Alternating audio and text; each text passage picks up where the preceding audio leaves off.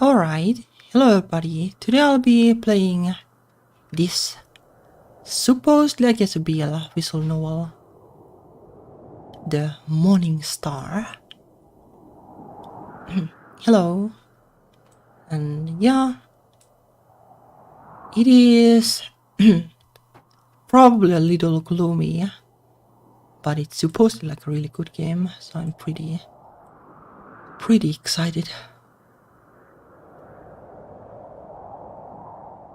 And I think there were like some like content warnings, like mentions of bad things like suicide and stuff, so tread with care, I guess. But let me see.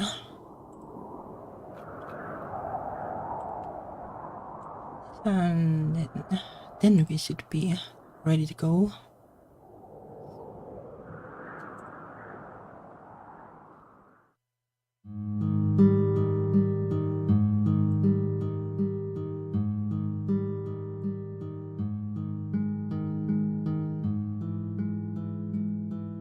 Let me move a little bit, I guess. The music ended. Oh, the music ended because it ended. My music died. Figures. Oh, the like eyes are animated and everything.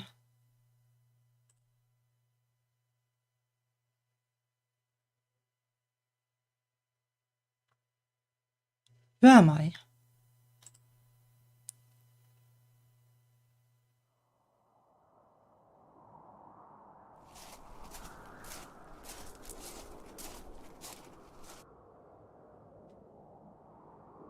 Sound is kinda hard to balance, like the volume, because it's you want the ambient to be audible, but the music was loud. Well, maybe I can just like go to the options, and if there is music I'll make it less loud.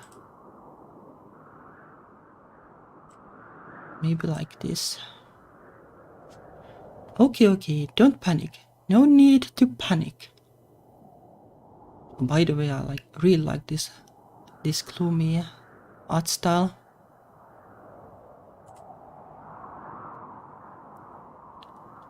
I just need to assess my situation and go from there. Panic will not help me. First of all, where am I? Some kind of road, and you're standing on the road. My voice falls flat around me, refusing to even echo, like nothing's real. Ooh. Everything is too dark. It feels like I could sink into a black hole at every turn. So is it like a dream, or is it like reality?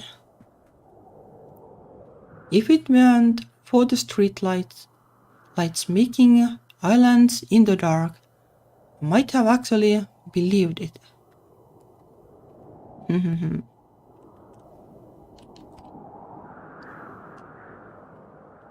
I can't tell what time it is. Probably night if it's like real.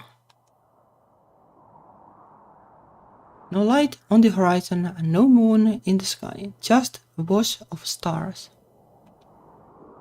If I weren't on the verge of panicking, this would be nice.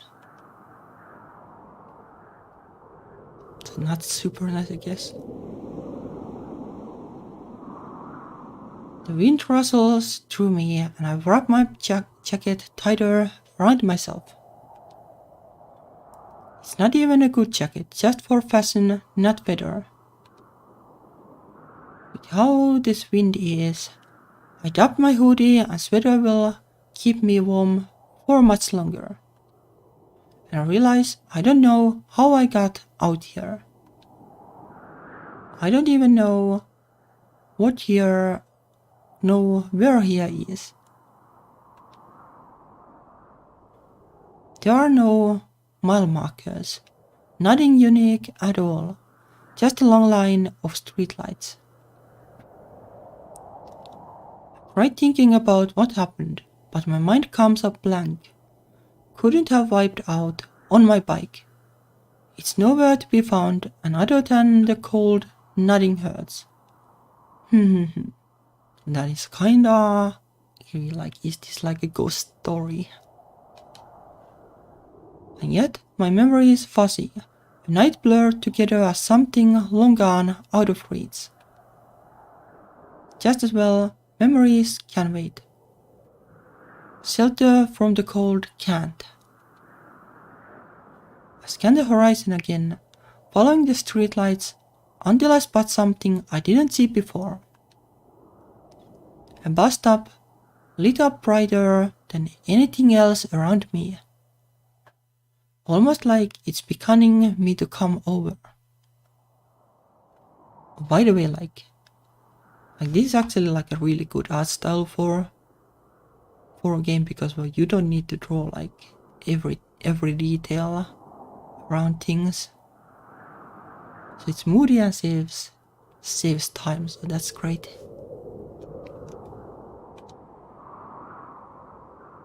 Like really good use of the darkness.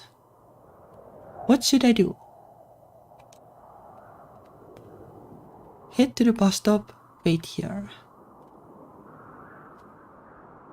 Like supposedly there are like multiple endings.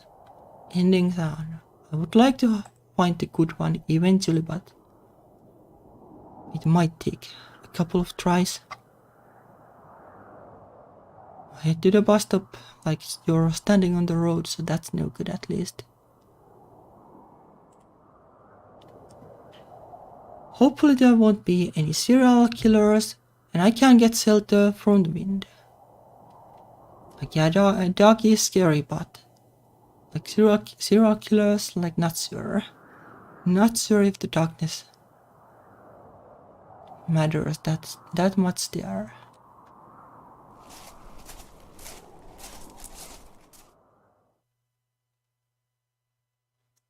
The bus stop isn't new by any means. The paint's chipped and peeling. The glass looks like it should have fallen out a long time ago, and the fluorescent lights buzz and flicker. Beggars can't be choosers better than the wind. Ooh, even like that is drawn. Nice. I sit and draw myself tight. A little warmer at least. There's a payphone across the street. Can't really say much about who designed this place, if it's all the way over there. The street is some 2-lane highway going nowhere. It's cracking at the edges and its paint is as worn as the bus stops.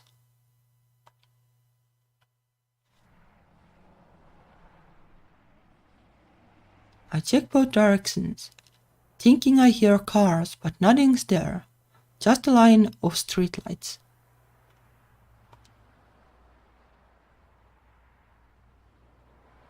Maybe the bus will come soon and take pity on me. Yeah, like the question is like, will the bus even see? But I guess you can see the bus, so maybe it's fine if there is a bus. Check belongings, wait patiently. Not sure like if it's really makes a difference, but like I guess like this could like make you more panicked, like if something is missing. But I guess we can check it now. I guess it would be nice to know if something is missing.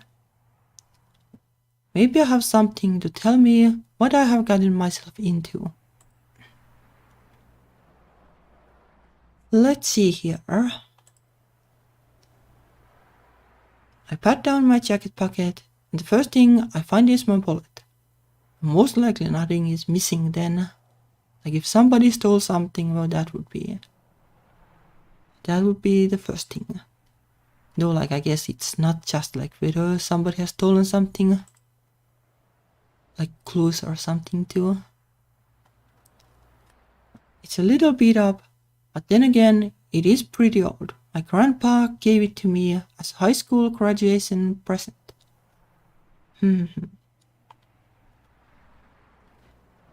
Only nice thing he ever did for me, but it was just tradition to him. His dad gave him one, and well, I guess he felt he had to step up when my dad didn't.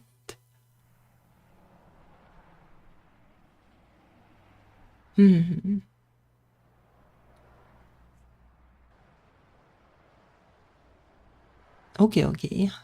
So basically, well, like the good end is to actually figure out what is going on, which is perfect because that's what we want. Maybe I should get a new one, just so I stop thinking about them. Let's see what I left in here. There's my idea. I'm not sure if I'm trying to smile or if I'm trying not to cry in this picture.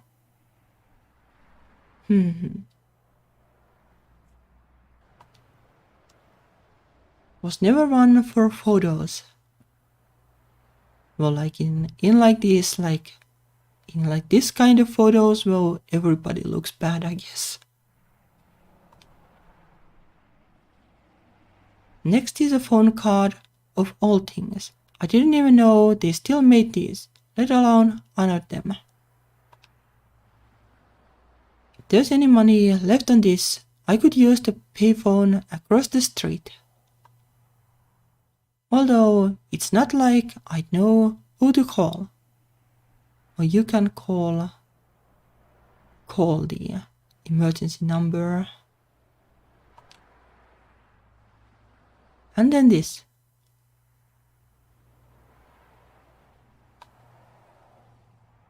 I have no idea what this is or what it was even for. The back is blank and the front just has this gold star on it. The paint shimmers, but that's about it. But that is supposedly yours, so you should know what it is. Other than the cards, my wallet holds some loose change, definitely not enough for a bus fare.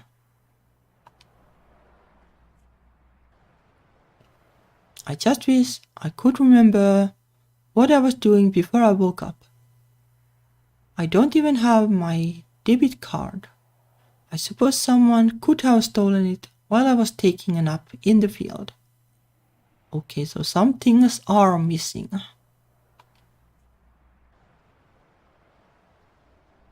There are a few more pockets in my jacket to pat down. I slide my wallet back to its home and check the other ones. There's my lighter. Well, like you were listening to music, so you should have that thing too. There's my lighter and an almost empty pack of cigarettes.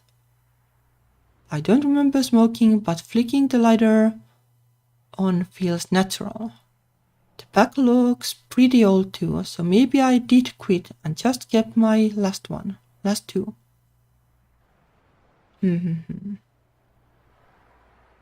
Kinda vague though. Kinda vague, like you probably would know if you have quit or not. Just in case. Like, do people actually do this? Like, I guess they might.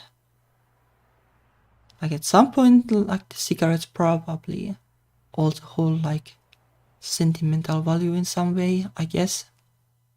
So, like, having them around just in case, like, can be soothing or something. Though I never tried, so I don't know. Like, it sounds something like carrying around, like, a teddy bear or something in concept. Never did that either. Maybe as a kid, but not really. Maybe it can take the edge off if I get too fidgety. As for the last bucket, I got my dead MP3 player. Yeah, these things used to exist before phones and everything. So it's like 2000 or something.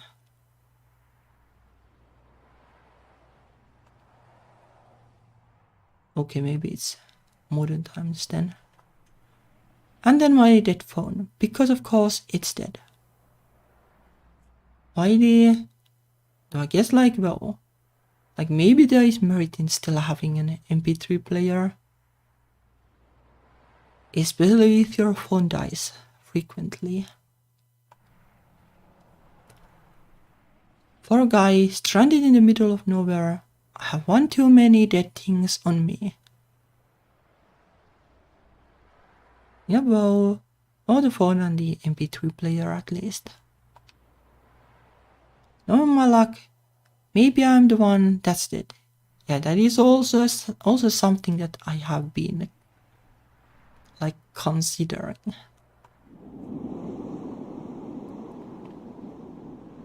Then again, maybe not. I can still feel that wind. Like maybe that people can still feel it.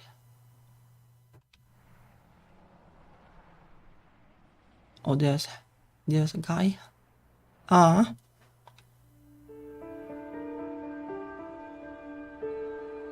Why, hello there.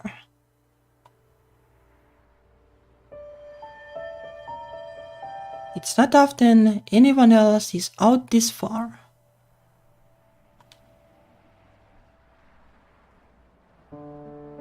I didn't even hear him approach.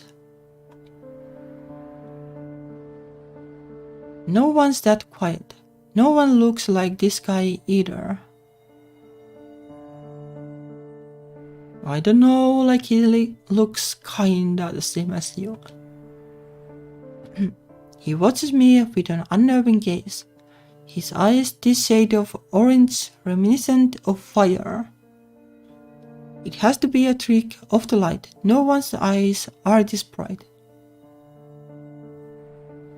Yeah, like in like, this isn't like a reliable source, but in Yu Yu Shiki manga they talked about red eyes and it was like super unlikely, like 0.00 something % or something like that you would have like red eyes. But maybe it's possible. The way he is staring at me reminds me of a cat, like he's going to hunt me. Cats can also just like, well, just sleep. Or like climb. Is something the matter? I hope I didn't frighten you. His smile isn't helping, nor are the sharp teeth I can see when he speaks. But what is wrong about smile?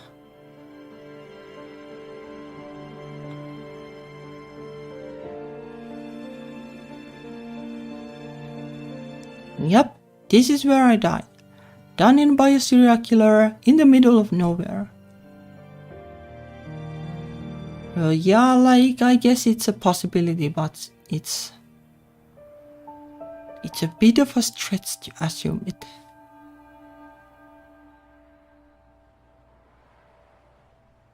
Like, by that logic, you would be a serial killer too, right? Because you're in the dark and stuff.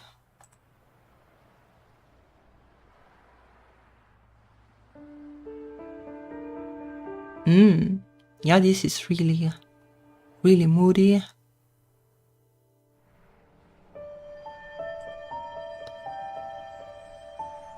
ignore the stranger. Well, save it just in case, but they probably want to know what is going on. So greet the stranger. Hey. Hey. He speaks the word like a goddamn purr, and it makes my heart jolt. At the same time, though, it sounded familiar, like he has said it before, with the same exact inflection. Do you mind if I sit? Sure, go ahead. Beat standing.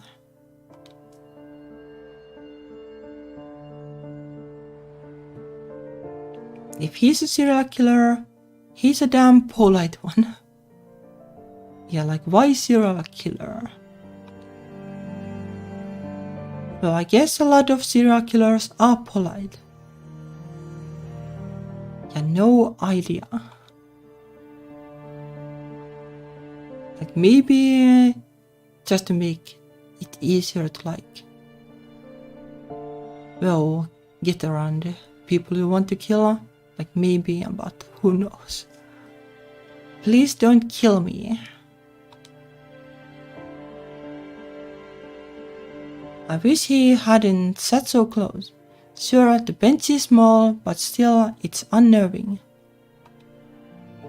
This close, the wind carries the smell of his cologne right over to me.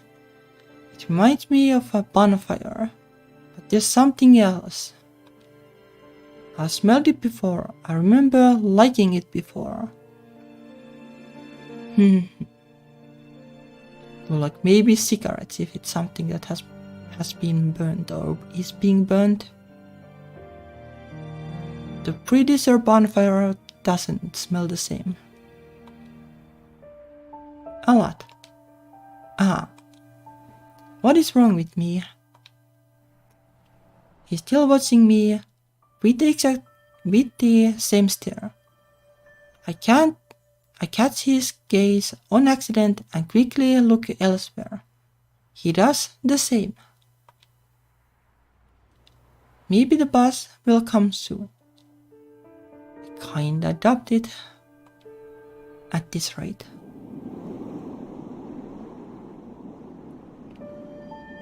He glances at me again. This time it looks like he has something to say. Oh, by the way, like these are like nicely animated, like there are a lot of poses. And like this is like also a nice idea because you don't need to draw like really huge sprites then.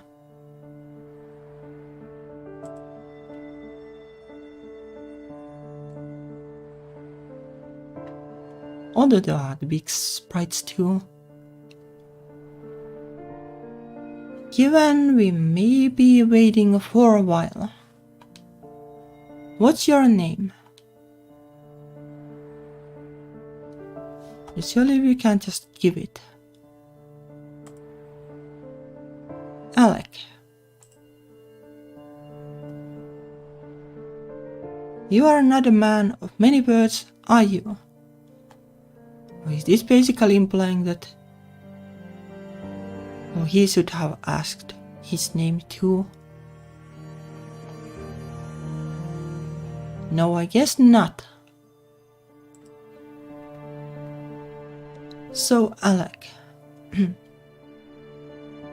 No, he still didn't introduce himself. What are you waiting for? What the hell does he think I'm waiting for? I can't parse his expression to figure out if this is a trick question or not. But I don't think it's a trick question. It's just a normal question. So, like, would be kinda mean of his parents to name him a stranger. Also, like there is the implying that this guy is somehow familiar, so maybe he's not a stranger, but we just don't remember. Probably the boss, hence why I'm sitting here. Was he really expecting another answer? Is that also like implying that we should know each other? It's supposed to snow tonight. Yet there isn't a cloud in the sky. No clouds isn't too bad. You can see the stars out here. Never can in the city. That's too true.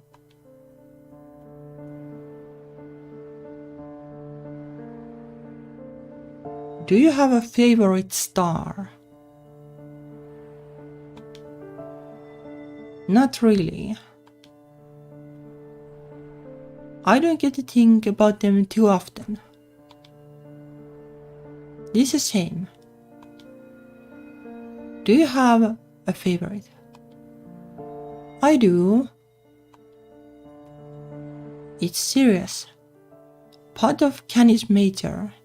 You can see it just before dawn. Although you can't see it this time of year.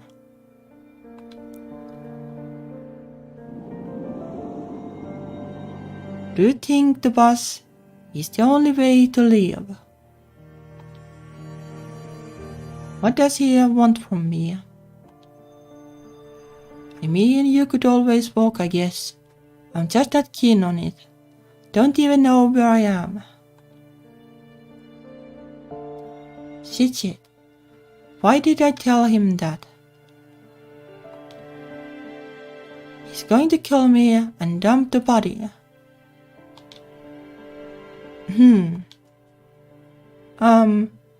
How did you get here?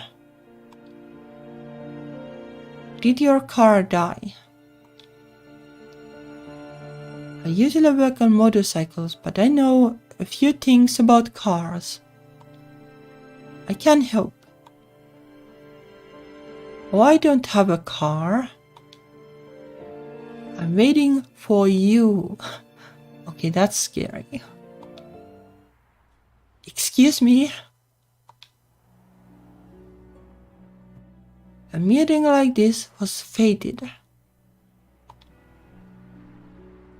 We are both stranded here, for one reason or another, and we have both come by this bus stop. We have warmed into each other's lives and made an everlasting impression. Well, I don't know about that yet. If we have... That makes no sense. You're effing with me. I got ahead of myself. Perhaps, in actuality, I'm like you. Waiting for nothing. Waiting for nothing. I just said I was waiting for the goddamn bus. What the hell does he want from me?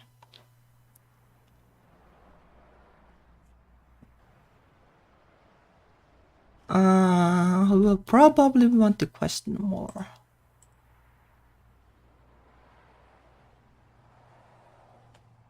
I kind of wonder though, like, would he have given like his name if we had asked instead of giving ours? But I think it's good manners to just answer and go. Would be better if you asked to like give the name and then also ask for his name, but no such luxury. Let's question. Seriously, Like maybe we learn the name now. What are you waiting for if it's not the bus? I wasn't kidding. It's you, and only you. Why? Because. Oh, for F's sake. Because why? Seriously, I'm going to pick a direction and start walking if this keeps up. Screw it if I freeze to death. Do I need a reason? So kinda like if you're just waiting for us for like no reason, it's kinda weird. What would satisfy your question? Or like say like one reason? Nothing. I don't even know you and you're pulling this shit. But you do. We have met before. Plenty of times. You just don't remember them. You always forget. So maybe this is like some kinda like dream thing. Like is the guy like a Grim Reaper or something?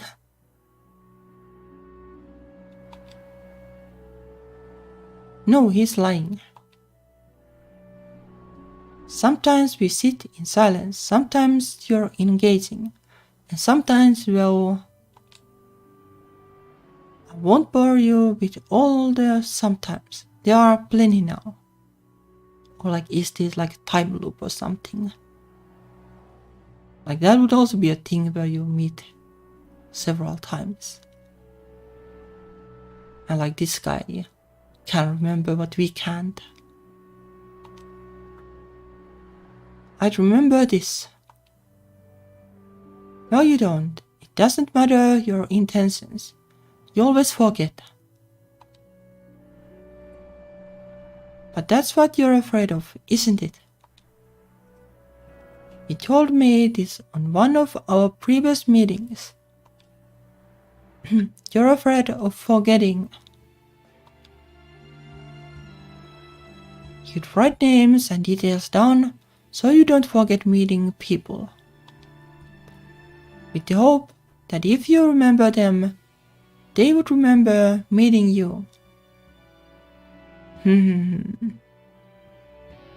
So like, does the main character just have like bad memory? That would explain forgetting about. Who knows? Or more like this.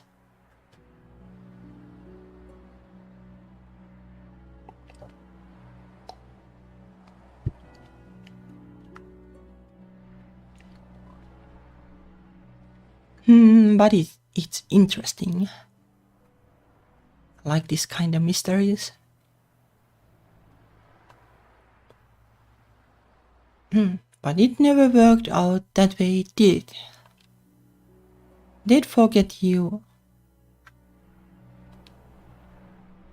You're simply afraid of being forgotten, and yet here you are, in the middle of nowhere with me yet again, forgetting. I have not forgotten you for one moment, Alec. You asked me my name. Yeah, that is true. And how would you have reacted if I simply strolled up and said your name? I know, like it would work. Probably.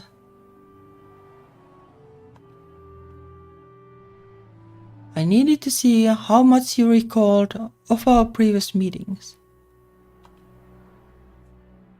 Nothing, as always. Don't respond. Surely we want you. want to ask. Alright, hold on.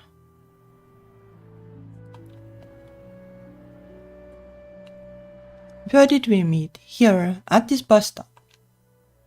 We went to a party together. But that's probably just the main character drinking too much. You were afraid of going by yourself, and I was available.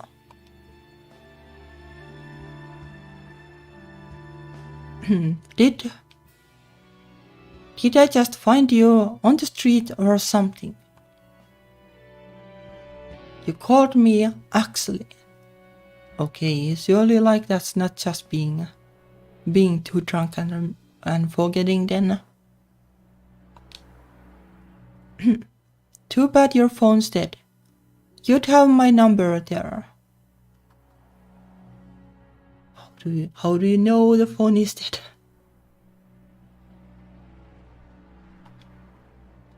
How do you know it's dead? Everything's dead here. So I'll be dead then. The grass, the sky, the street.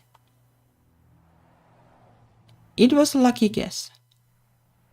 More like the street lights and stuff aren't dead exactly. God, what party? I don't go to parties. Why can't I remember? It would have been a big deal to even go. I remember going to a effing party. We didn't stay at the party for long. There was a lot of drinking. We shared a glass. It was something like lemonade. You weren't a fan.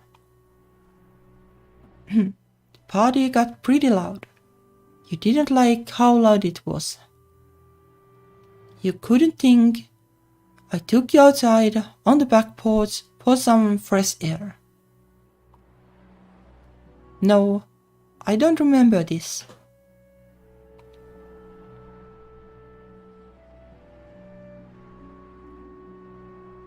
Because something deep inside you has given up.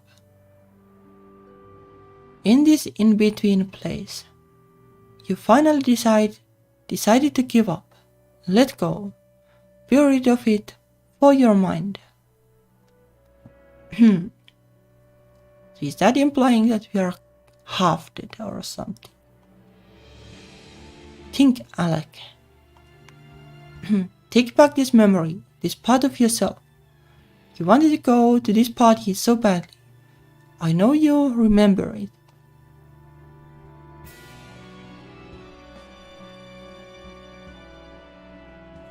Wait, Marceline's party. Yes, her. You said she was a dear friend of yours.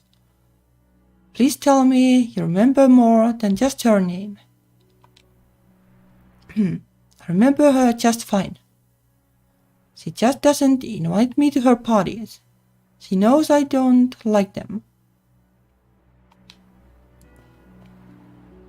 Oh. You're right.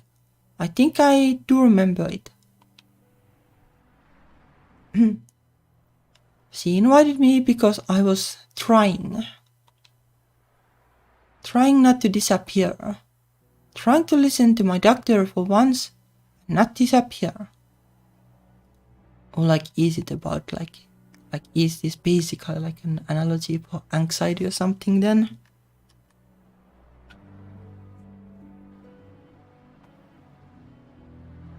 I really tried this time. I wanted to show Marceline I was better. It was too loud, too much. Still, I don't remember this guy being there, but he seems so convinced. He has me down to the letter, so why the hell can't I remember him? Why did we leave? It was loud, too many people. Then how did we both end up here?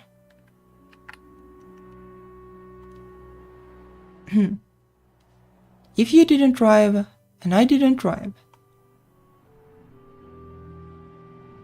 it's what happens to people like us.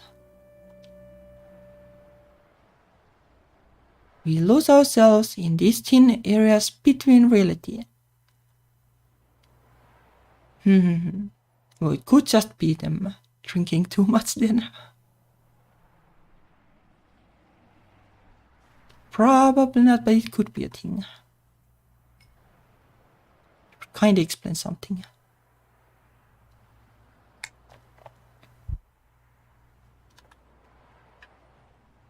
That would be like... It would be kinda weird for the story if that was the case. And we get stuck here.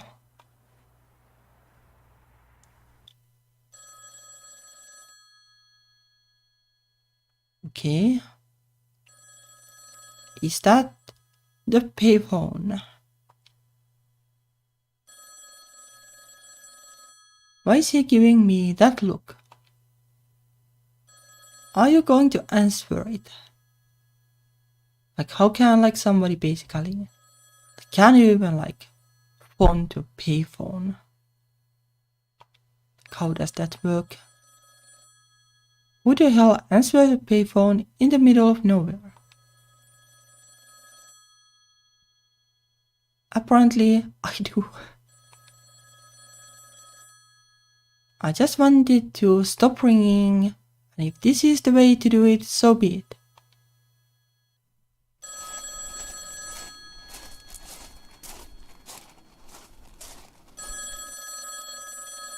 It's an old payphone from a bygone era. I'm shocked it still works in all honesty.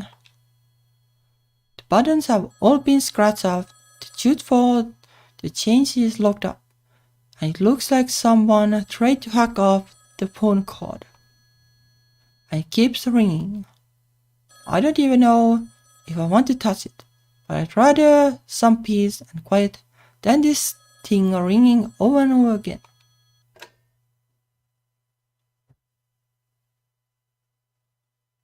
Hello? There's dead air for a second before I hear an intake of breath. Hello, Alec, is that you? I jolt hearing her voice. It's like I haven't heard it in such a long time. Marceline. Finally. I have been trying to call you for hours. Did you fall right asleep? I have known Marceline since elementary school. She's always been vibrant, bubbly, and everyone has always loved her. Even through college. She just attracts friends, and somehow I was one of them. I still don't know why. I don't know why, but somehow like this is making me really sad.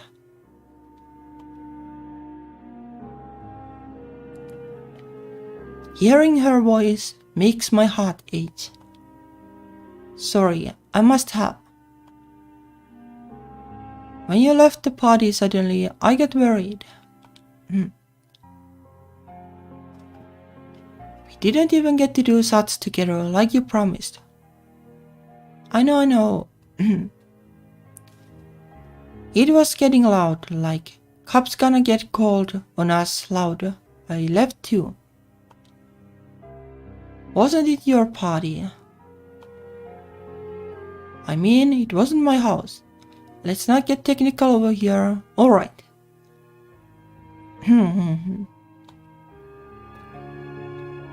I got some quiet fresh air in the park. Never been there at night. You would not believe the raccoons I saw. I believe it. I liked hanging out there. Remember, there are They are a little too friendly. She loves, and it's always been a little obnoxious, but I don't even mind. It's so familiar. Like I'm actually home. Where did you end up getting to? I saw you getting cozy with someone I didn't recognize. But I didn't want to intrude on a hookup. You deserve nice things, and intruding on that would have been wrong. Just tell me about it sometime. I can goss with you. You're kidding.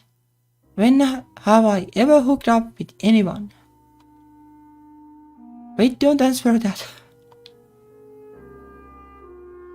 Blacked out that memory, huh? Though that guy was something else. This one though, I'm not judging.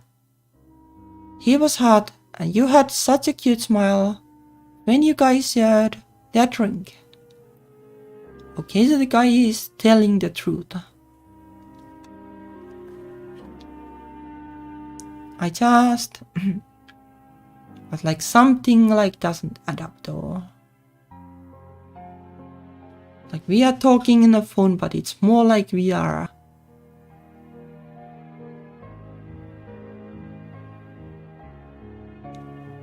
Like, how would she basically called this phone? Like, it's more like she called to his like mobile phone, and then we are talking in that, but we are instead talking in a payphone somehow.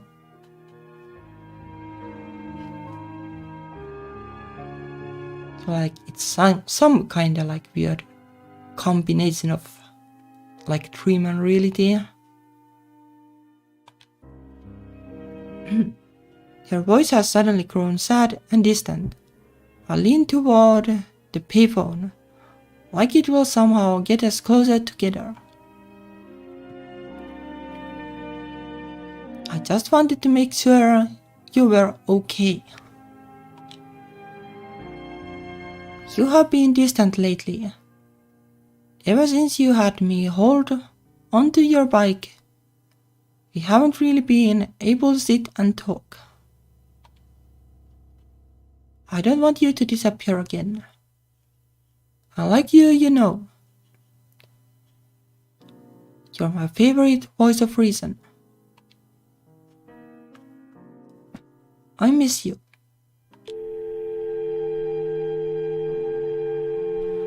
The line's gone dead.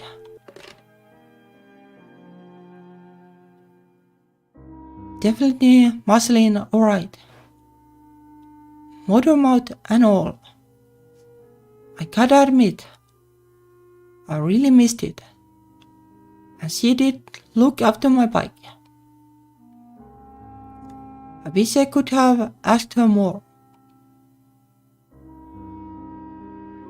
Wait, I have that phone card in my wallet. I can call her back. See if it will go through. She's probably worried sick. It went dead.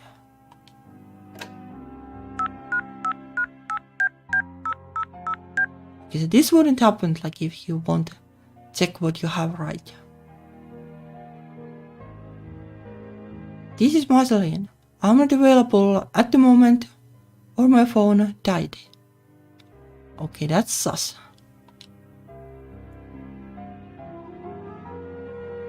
Of course it went straight to voicemail.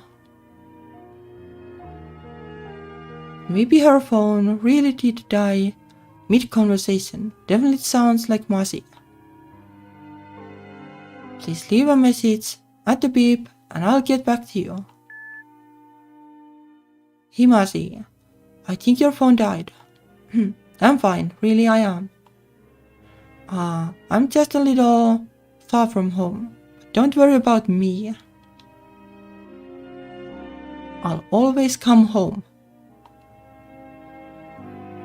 I'll call you back when I can. Thank you for looking out for me. Well, like maybe this is like a story about anxiety, like the feeling that like you're walking like a dark street and you see somebody and you wonder like if they are a serial killer. It's kinda anxiety. I mean it. That will have to do. I hope she gets my message and doesn't worry too much. That's not much else I can do with the dead phone and the phone card that's almost empty.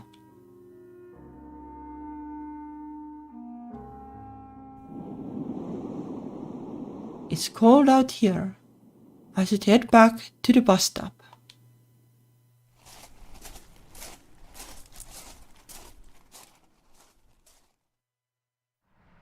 The payphone is like our phone, but like our phone is dead.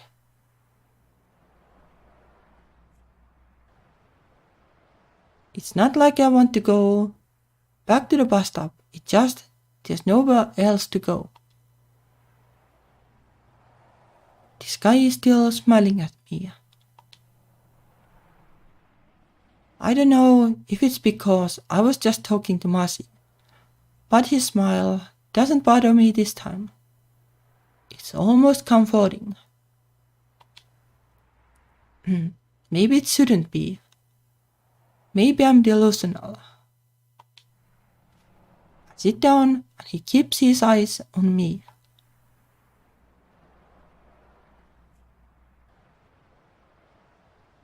Did you have a nice chat? You were smiling. I tried not to eavesdrop. But the game is really intent on us ignoring him, but we won't.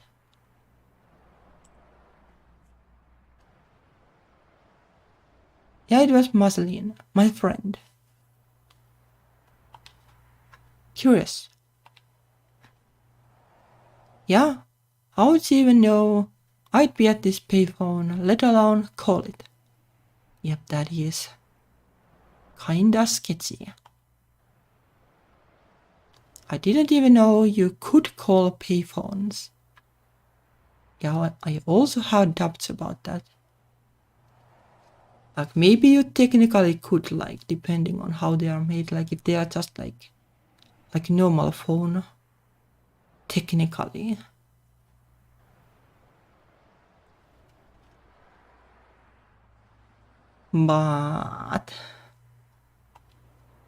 But how would you know to call the right phone at the very least?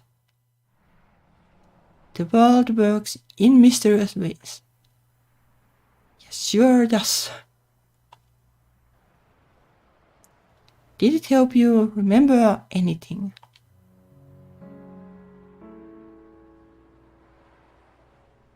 Think of the party, keep talking.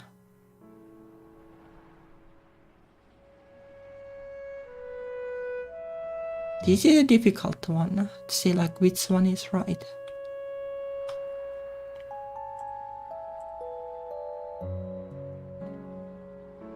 Like does this like basically break the conversation? Like we never get back to talking?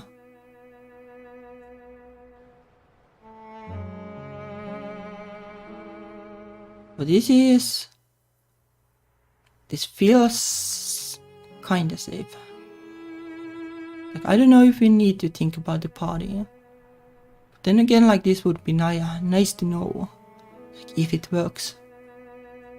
If it gives us like some insight on what actually happened. Well, I guess we kinda know what happened in the party, but we don't know like what happened after that.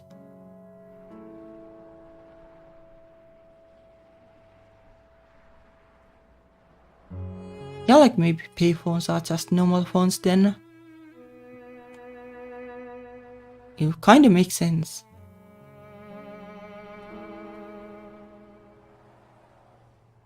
Oh yeah, there are like comics and movies and stuff where they go like if they want to be sneaky, like go to this payphone and at this moment and then I will call you. Like that kind of thing. So surely you can call to them. But at least could back in the day. Let's try this, I guess. I want to see like if we get any insight. If we don't, like then we can rewind. I know he wants me to piece something together, but I just don't know exactly what. So probably like why we are in this dreamy situation. I study his expression, but it's as nebulous as ever. I really don't think you were there.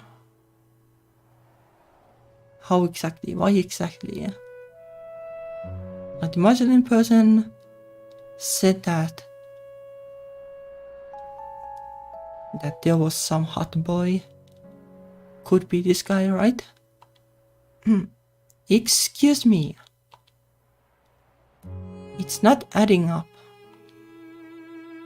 Because after I question you about all this, and he's on the line long enough to tell me I left with someone.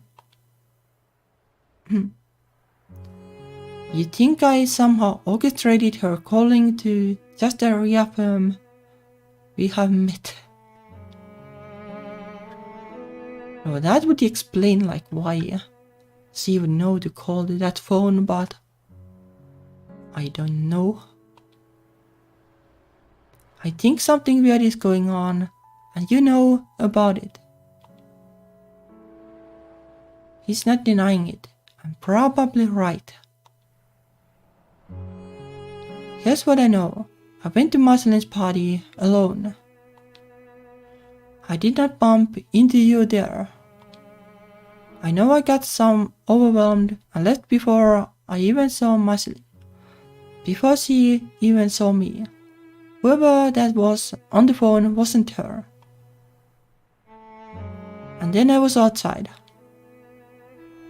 And then... but that doesn't like match anything about the phone call though. The phone call said that we shared a drink with somebody. And the guy said that he came with us because we were anxious about going.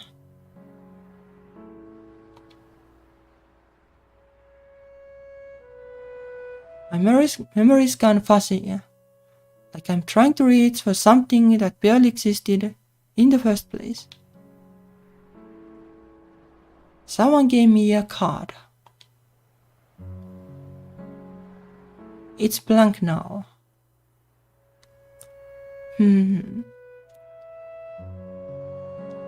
can the card basically blank if we don't remember? Like this is basically a dream and the card is blank because we can't remember what was in the card originally. It had a phone number on it. I went home with it. I know I went home alone, not here. So we are home. God, what is wrong with me? Everything feels wrong. My head's starting to throb.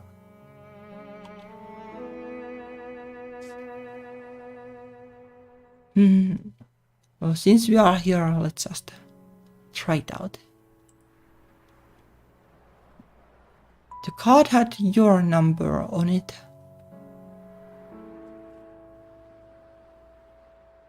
So in other words, well, I guess he didn't say that. They didn't share a drink, just that he went there alone and came home alone, but maybe it was more like this guy could just like come to the same party basically, but then again like they didn't know each other's numbers. At least like... Actually, like... Nothing says that he got the number from that party, like... He could have had it before. I called him like... You want to come to the party because I don't want to go alone? It's not like it doesn't add up, like it could add up still. I did say you called me. I remember now. I called that number and he came through the phone somehow. 1 minute I was talking to this voice and the next. His hands were coming out of my phone and then somehow his body. Okay, yeah, sure. Kinda, I don't know, that doesn't sound like super plausible.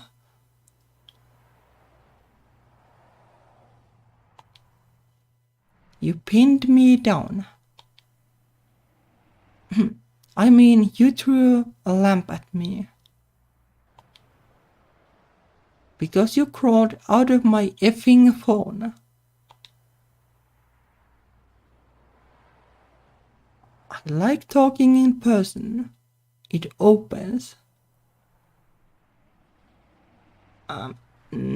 Okay, so I guess that is true then. Not sure how this is supposed to work.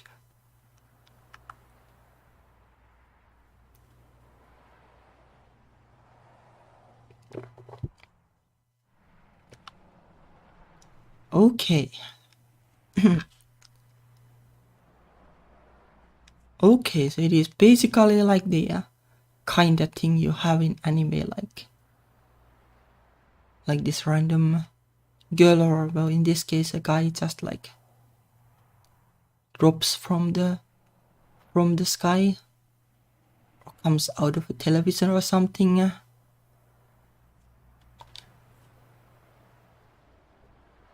It opens other avenues of expression. Yes, sure does, but... Sure does, but... As far as I recall, once you calm down, you didn't quite mind the manhandling. That's all. He looks so effing pleased with himself. I really want to give in and deck him across that smug smile, but I refrain. I don't even know what he is at this point. Yeah.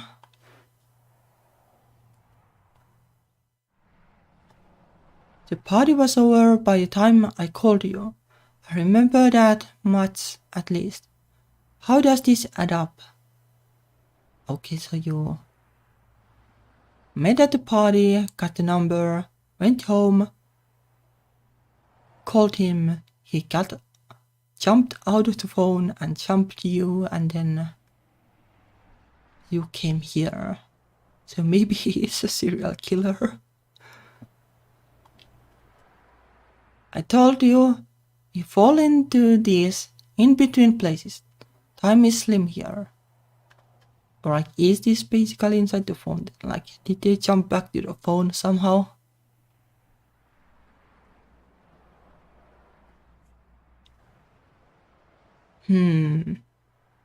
Or is it just like some kind of weird analogy?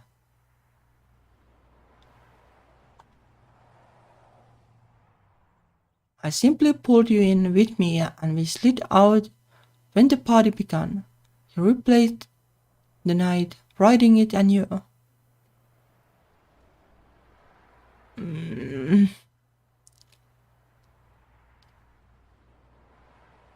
So he came out of the phone and took us with him.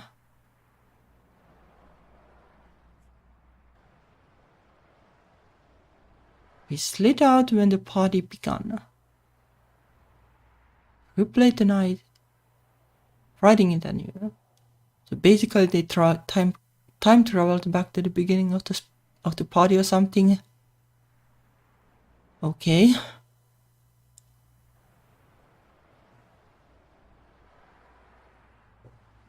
Yeah, that's how I'm reading it. I don't see like any other way to interpret it.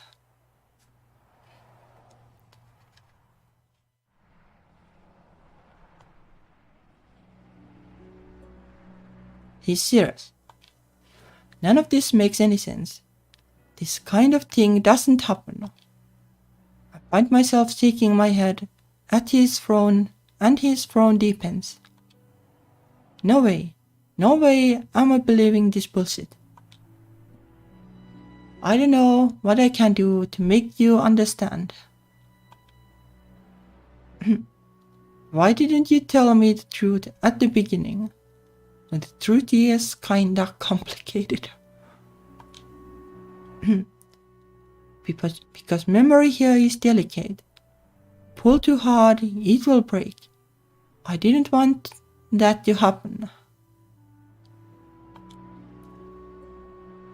And I knew we were playing the night. I knew I had a second chance not to F up. Like, what about the party was F'd up though? If it's too loud, then it's fine to leave. Yes. And I still left. After a time, yes. I'm curious, what set you off? Being overwhelmed doesn't quite fit, even though it's the simplest excuse. Does it matter?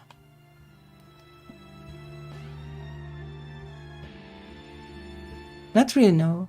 What matters is you called the number. What matters is I answered and came to your aid. So where did he get the number then?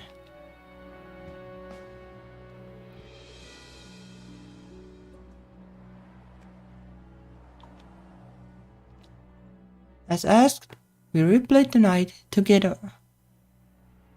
So like that's why he says that we went there together, because like the first time the main character went there alone, got the number, got out alone, phoned the number home, then went to the party again like as a replay with the guy.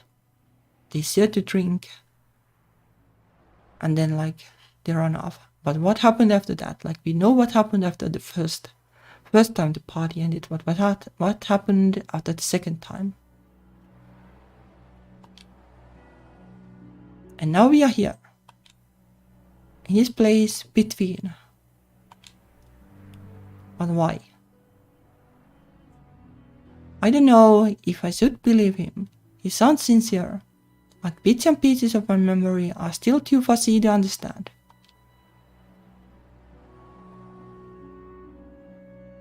Before you said we have met plenty of times. Pinning you was the first time. Okay, so how many times have we done this then? So it is basically like a time loop, I guess.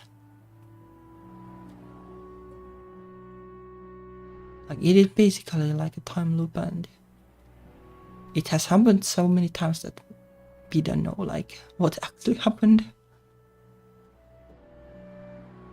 Maybe that's why we don't remember like what happened in the first time. You can see why I didn't lead with that.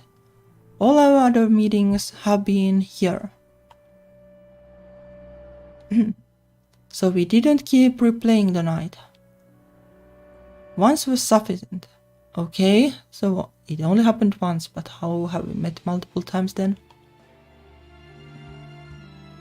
It wasn't the party you wanted.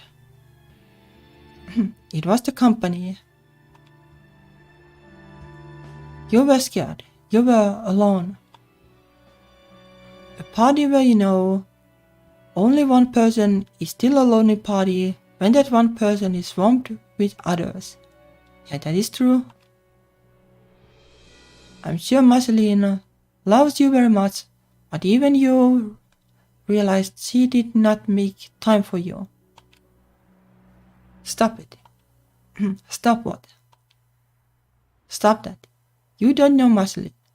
I won't listen to you badmouth her. I apologize. It's not my intent to anger you. Then what is your intent?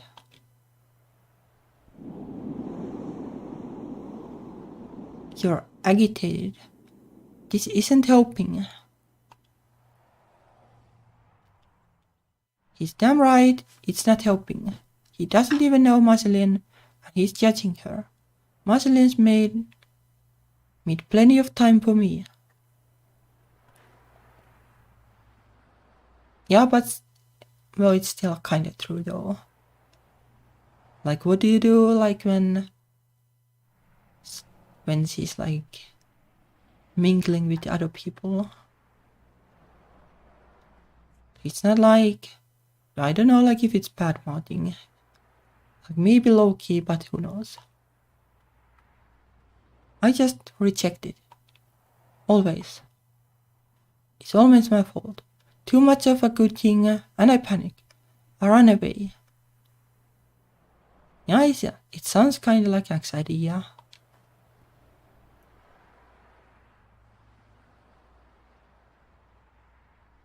I need something to calm my nerves. There's a pack of cigarettes in my jacket. That will do. I know I quit. I know somewhere I promised someone I wouldn't smoke again. I'll just have one. He can have the other one. Here, I'll share. I'm not that much of an asshole. I didn't pick you as a smoker. I quit. Forgot to purge these, and you are something else. Want one or not? I can't pass on an offer this generous. Come here so I can light them both. There's not a lot of lighter fluid left. He slowly slides closer, like he's expecting me to change my mind. The fire dances atop the lighter, a little brighter than I was expecting, but it's so warm at the same time. I shield the flame against the wind and settle it between our cigarettes. He's watching me too closely, like he wants to say something, and I do everything I can to not look at him. This close, my heart just won't stop pounding against my chest. It wants to escape his stare as much as I do. The cigarettes light before he says anything, and it's a relief.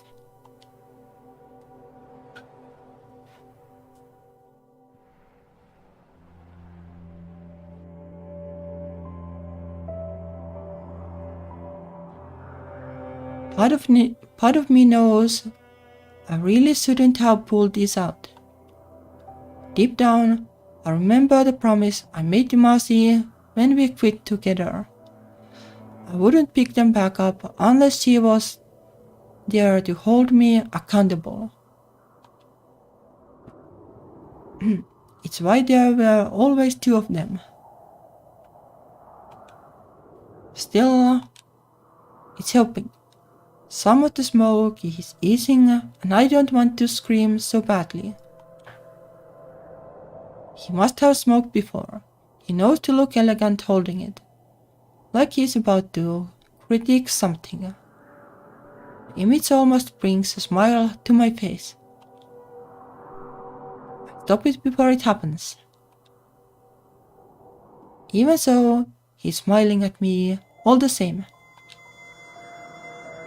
I wish he'd stop. I don't know why it's getting to me so badly. Is it helping? A little. The question bubbles to mind as I take a drag on my cigarette. Maybe he'll answer it, maybe he won't. Like, what is your name or something? What are you? Well, that's kinda in the same vein, at least. I'm the Prince of the Morning Star. Okay, so there's the Morning Star at least.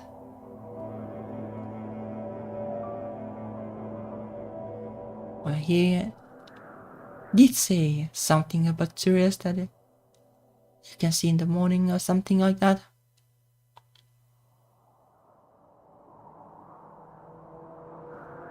That's not a name. Well, you didn't ask a name anyway. You asked what I am. Besides, it's what I'm called.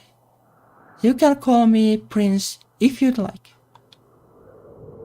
Alright. I don't know what exactly to say. He's watching me, waiting for a response. But what am I supposed to say? I take a drag, trying to straighten some of my thoughts. It's only mildly helpful. Are you a demon? Some people call me that. People like you, not as much. People like me. Desperate, depressed people like me. Anyone so sad, they trust the goddamn business card and call it.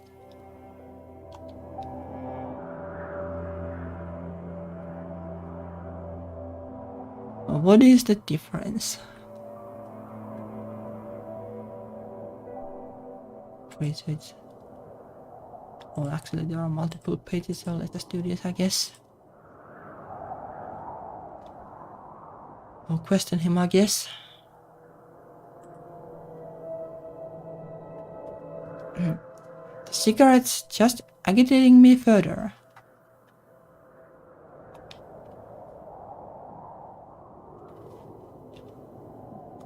All he does is watch me, like he's wondering if he said something wrong. I'm not even sure yet. I put out my cigarette, he does the same. So what? You trap people here until you can mold a story they believe. Then what? I do not mold stories. You mold them yourselves.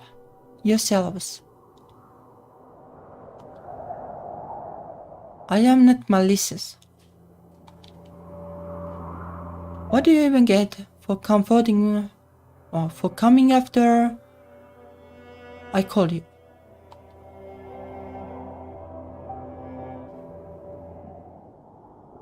My soul. You get my soul.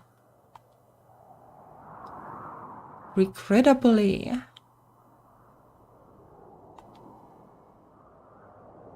It's on the back of the card. And it is. Writing glimmers across the back of the card underneath the fluorescent lights, mocking me. Did I just not care before? Did I even look at the back, or was I just too desperate for company, called without even thinking? This is why I'm here. So the guy went to the party, but the party was lonely, and he went back home, had this card somehow, and the card basically says that you get company but you die. Something like that. Yes, I am waiting for your soul. Does the bus ever even show up? Probably not. After a time. It's not the way out, it tears you apart. It rips open your skin and sews it back together, modeling your thoughts and memories until it's so easy to do what I meant to. Then why make me remember to torture me? No. Never. I can have a heart, can't I? Humans do much better with their memories complete. I wanted to help. Help. You want my soul. You're just a monster after my soul. No. I am not a monster. I have done this long before you were born, and I will do it long after you die. I will not stand here and be called a monster. You think what you are doing isn't monstrous? You mean this? I didn't choose this.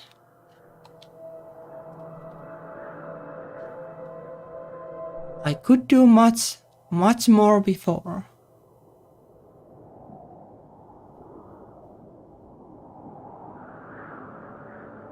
Yeah, it is. But I guess technically.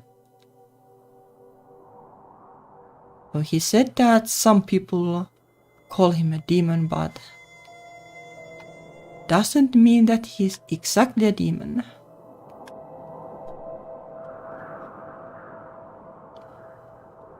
Like he is the prince of the morning star.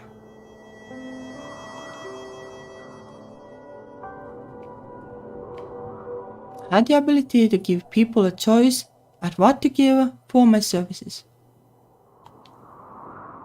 As an example, those desperate would come to me on the eve of a marriage that would doom them. I gave them the last choice they'd ever get to make under their own power, a fleeting dream they would fall back on. Yeah, for their souls.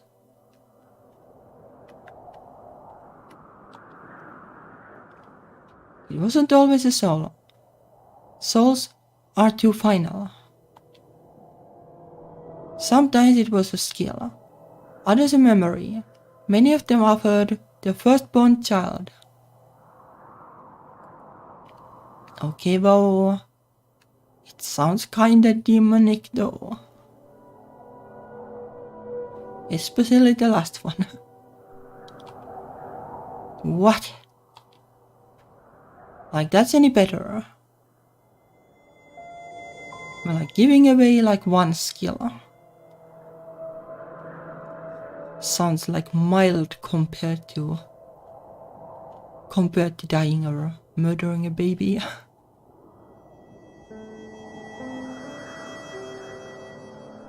So maybe we can give him our ability to be anxious.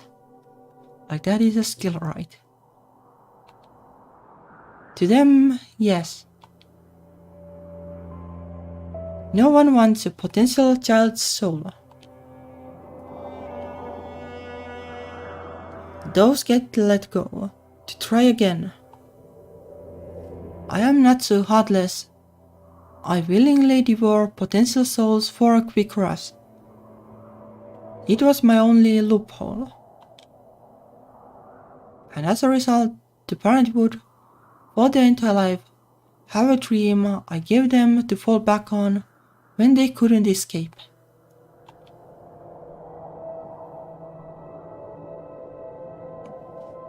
The dream would help them live one more day, survive a life that never mattered to begin with.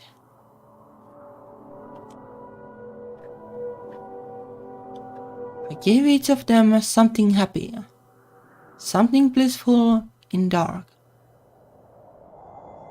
lives where they knew nothing else. So it is about anxiety and depression, I guess, basically. Then why am I here? Why does this place even exist? Why couldn't I have had a choice like that?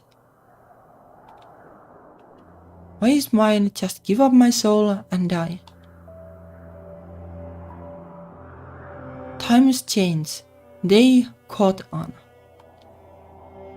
Regrettably.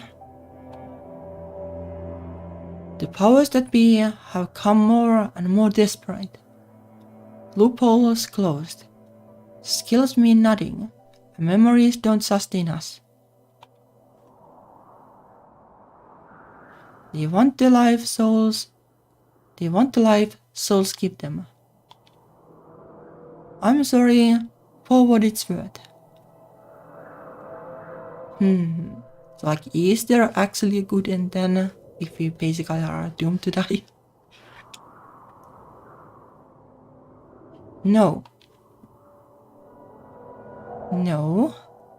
This isn't real.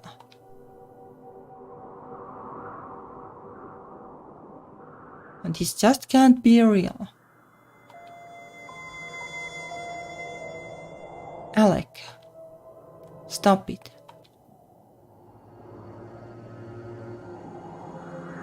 This is effing bullshit. You know, I gave Marcy my motorcycle because I didn't think I was coming back for it. I spent so much time trying to convince myself not to kill myself. I want someone to have my bike just in case. It got so bad. I wasn't eating. I wasn't doing anything. And I finally checked myself in the hospital because I was scared. I got better.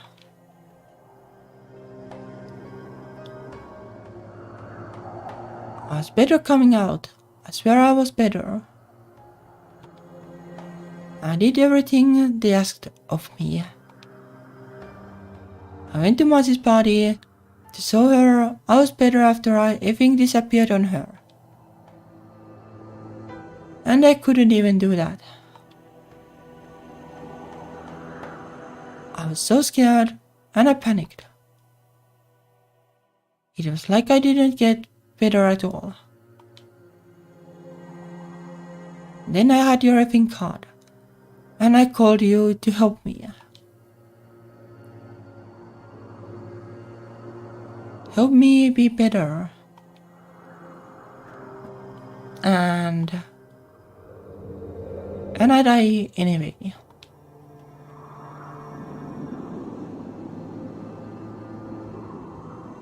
I am sorry. What good does it to me now? My heart won't stop pounding. I think I want to vomit. Cry. Maybe both.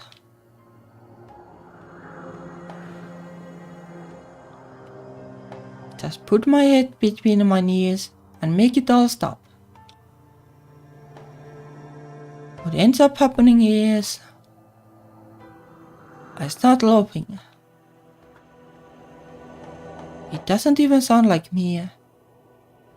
But I laugh so hard it hurts my chest.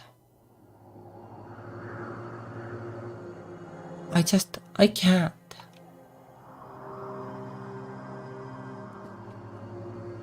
I wipe my eyes the best I can. Crying is not helping.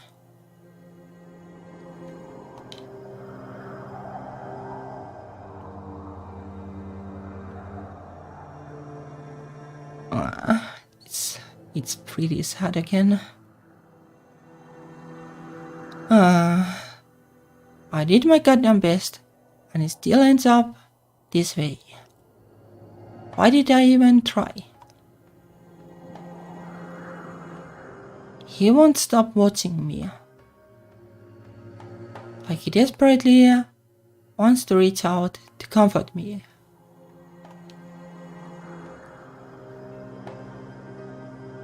He catches me glaring at him and stops.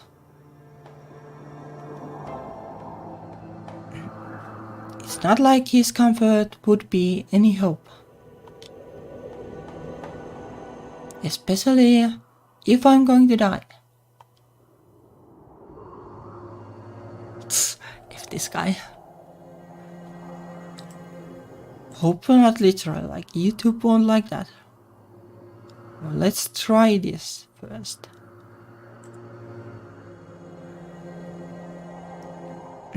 Do you even like what you're doing? Not for a long time. Why are my memories so fuzzy? It's like looking through broken glass.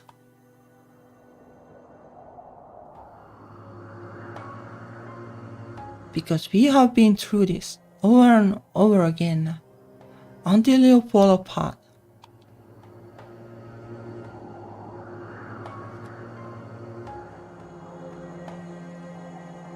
I piece you back together the best I can so we can try once more. But there's only so much I can do.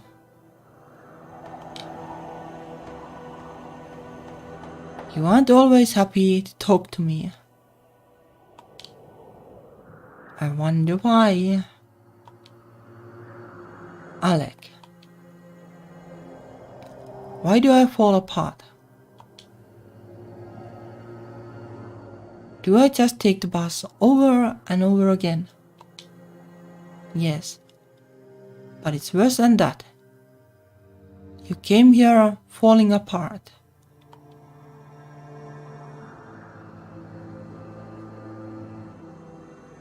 You don't know what you want with your life. As a result, your soul is breaking. It has been for years, if I had to guess.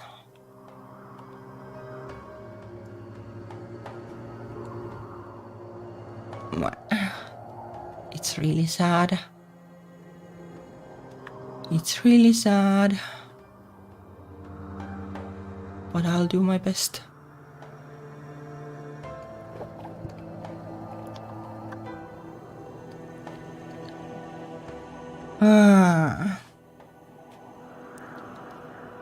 Being here isn't helping. I can only do so much to keep it together. Basically, the soul needs to be whole.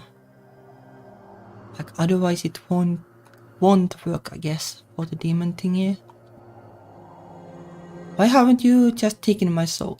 Because it's broken, I guess. Because I don't want to take it unless you're ready. Unless you have come to terms, so to speak.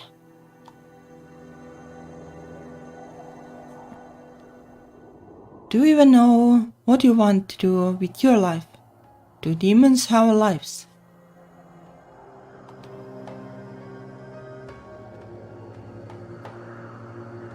All I wish is to return to what I was when I was formed.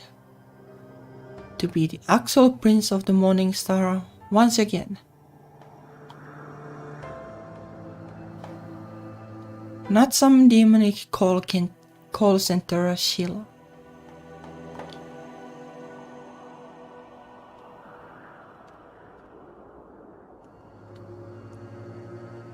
What does it even mean to dance upon the morning star? Like, is it an actual place? It's...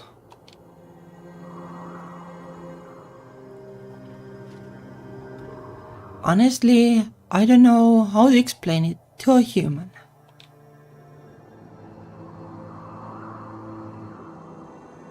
He's watching me again, like he's worried about asking a question.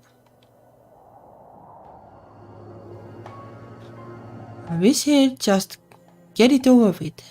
The silence is starting to make me sick again. Alec.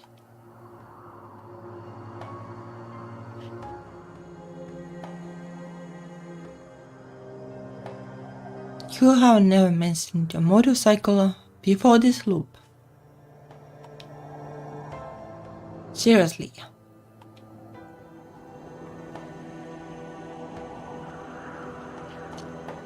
Seriously. I have lost count how many we have been through, but this was the first time.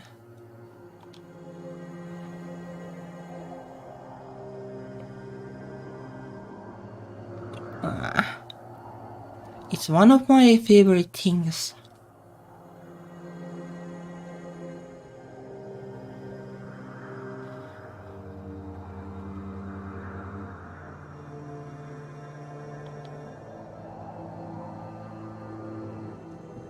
Yeah, I guess like at this point, like yeah, the guy is a demon, but no idea what he originally was.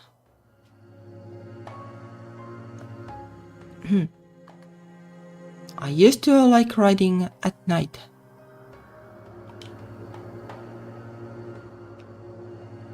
Near my place is this nature reserve drive. I always liked driving through it when no one else was there. It was peaceful.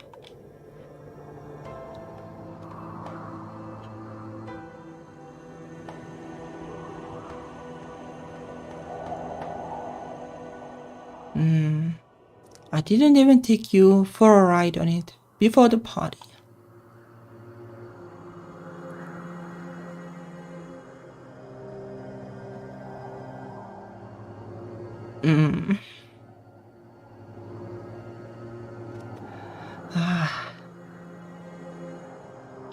It's really sad.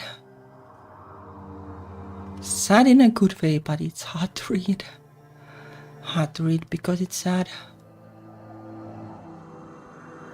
I wish you had. We would have spent more time together. But when we left the party, the terms were up. Terms. You asked for me to take you back to the party. Once we left it, we were here.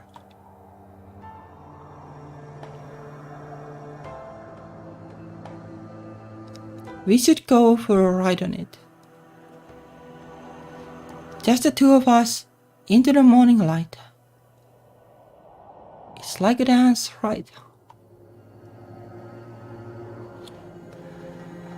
I'd like that. Except we can't. You need my soul.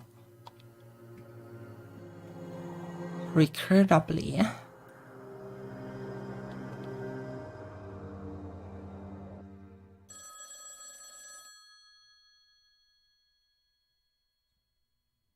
That's the payphone. Why is it ringing again? Even he looks a little worried that it's ringing again. But probably ringing because of the voice message. You rigged the call again. I don't have any idea what you're talking about. Of course he doesn't.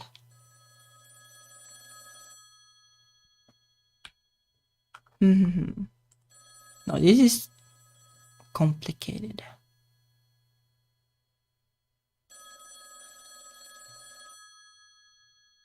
I think like up to this point, like we have done things more or less right. Probably, yeah.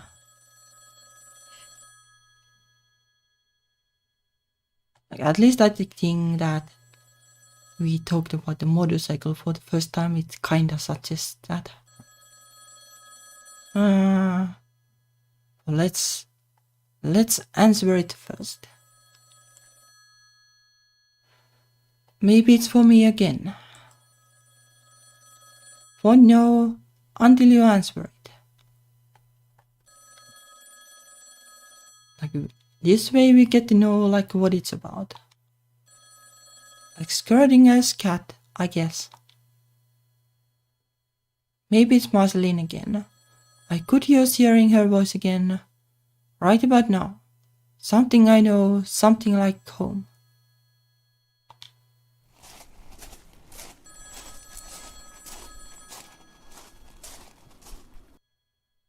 Oh, here goes nothing. At least answering it will make it stop ringing.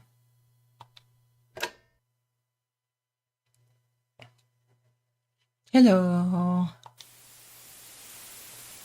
There's nothing but static. Okay, that's scary. I don't know why I expected anything different. I got to hang up, but the static softly stops. It's silence until I hear something else. Was that a cassette tape? Wait, there has to be more. Voices begin speaking, but it's too garbled to understand, like I'm trying to listen to someone underwater. I glance back and find him staring at me from the bus stop. He's just watching me with a smile on his lips. Well, the call is probably to him then. It's softer than before, and when he catches me glancing at him, he quickly looks anywhere else. He's doing something to the telephone, I just know it. I keep listening anyway. The voice is clear and I hear myself. Hello, is anyone there?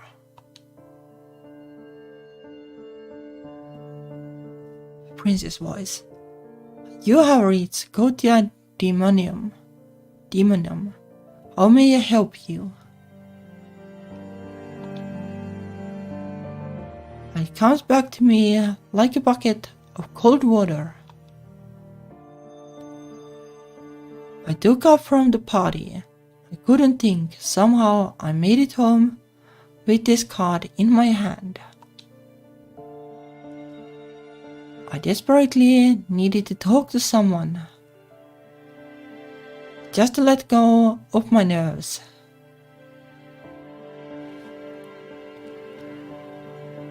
Chase away whatever my thoughts were screaming at me. My roommates went home.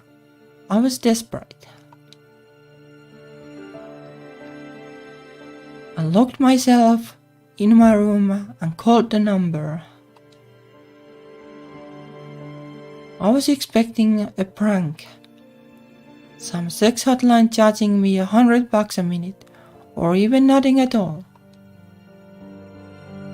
I just wanted someone to talk to so desperately.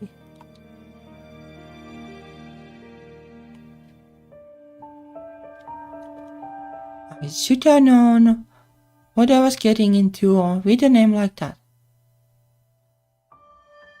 Yeah, I have your card. Of course you do. You can't call us by accident.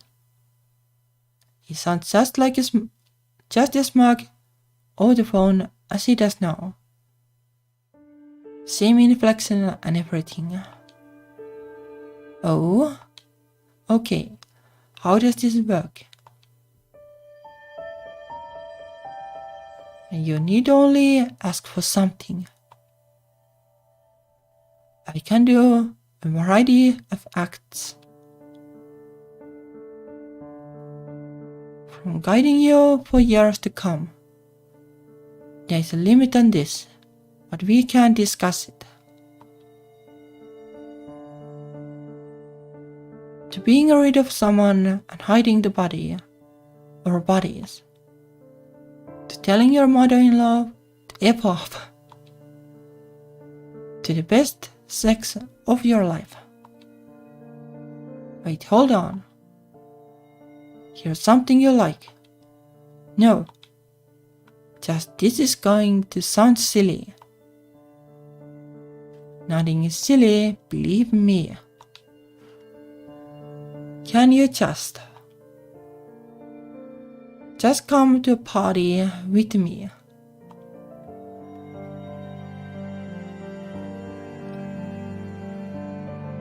You need only ask, are you sitting down?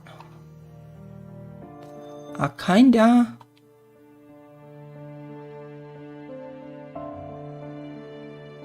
I had to hold the phone away from my ear as I screamed on the other side.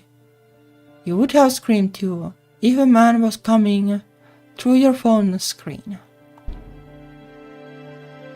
And then the lamp hits the floor.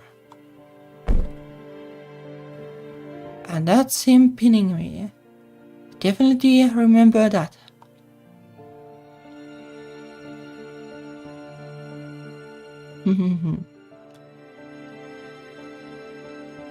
I remember, at first I was terrified. His eyes were so bright.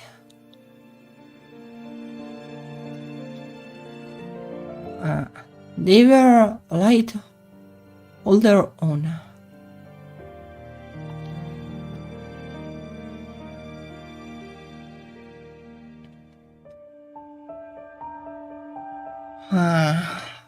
But even though I'd almost hit him with the lamp, he was smiling at me. And somehow I felt okay. Everything from the party, just a long gone memory.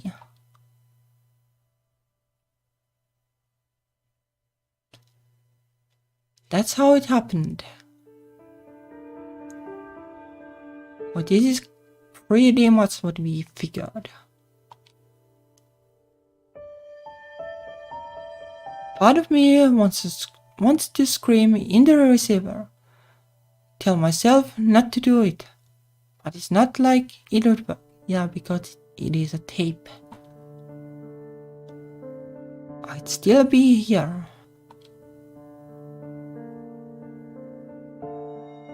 The phone's gone silent, nothing on the other end. I must have heard what he wanted me to hear.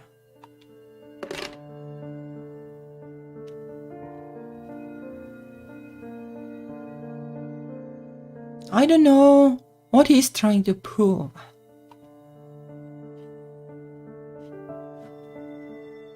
Nothing else to do but head back to the bus stop.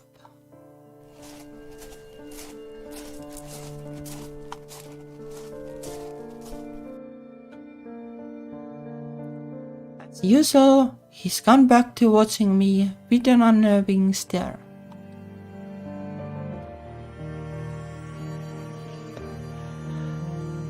And yet, I sit beside him again.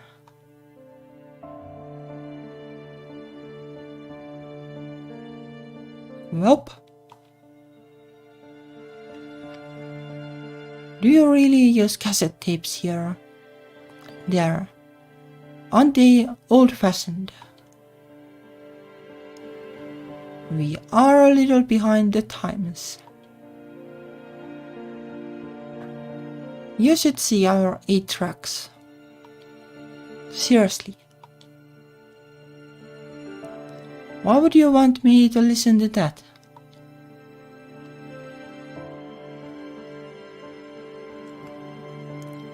I thought it might help fix your memories, make them more real.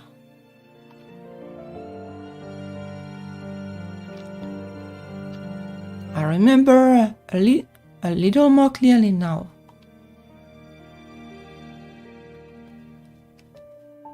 So we really did redo the entire night. Yes, I slipped us through to the beginning of the night so we could override it.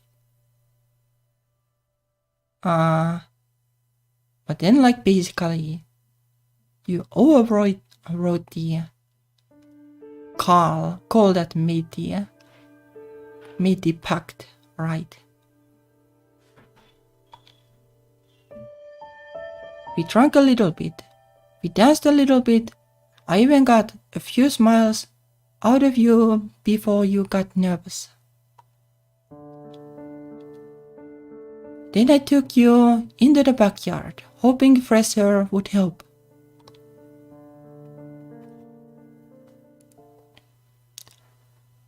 Does it really have to be this way? Is there no way out?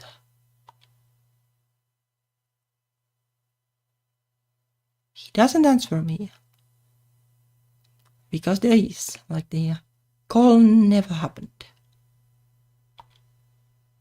I wasn't expecting him to. He doesn't want this any more than I do.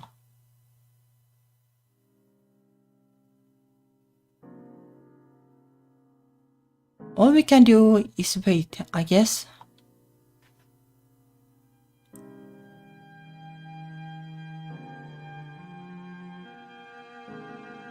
I don't know what else to say. We lapse into silence. I want to will it anyway. But what more can I bullshit about? There might not be a good outcome.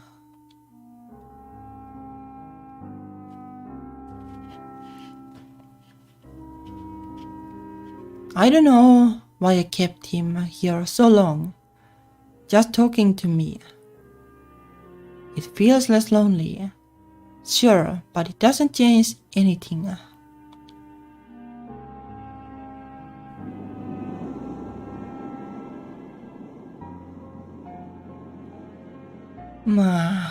Cold wind rustles through the bus stop, making me shiver. He doesn't move one bit. Maybe he never felt the cold. He's just staring at the road. Ran out of things to talk about just as much as I did, I guess.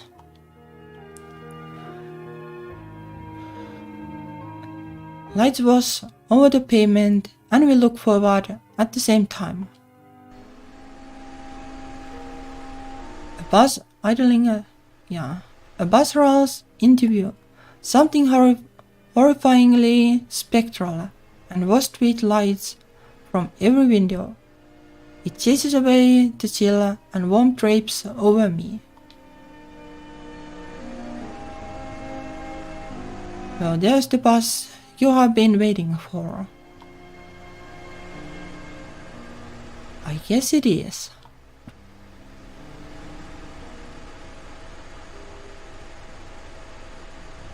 He holds my hand tightly, like he's afraid to let it go.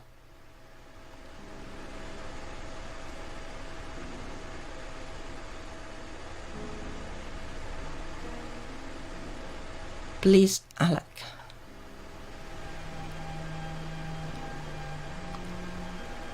Believe me, taking the bus will give you no answers.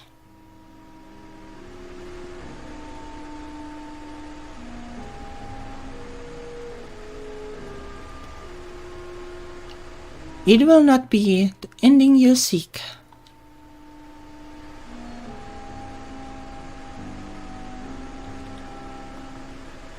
Surely we don't take the bus.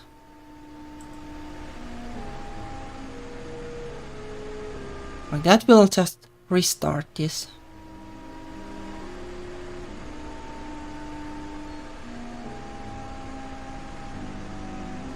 But surely we don't take it.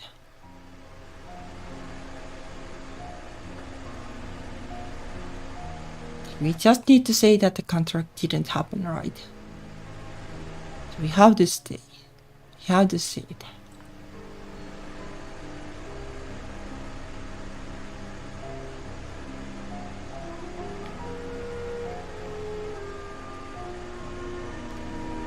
I don't move. I let him hold my hand as the bus doors close.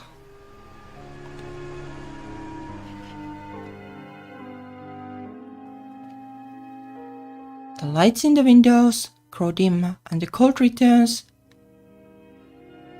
as it drives away.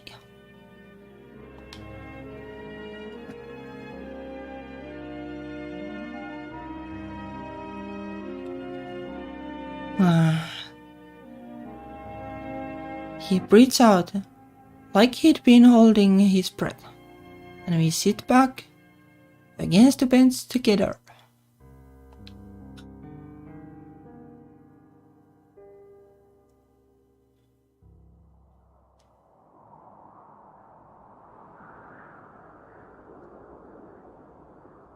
The wind is still cold. Maybe it's even colder now that I have had a taste of the warmth.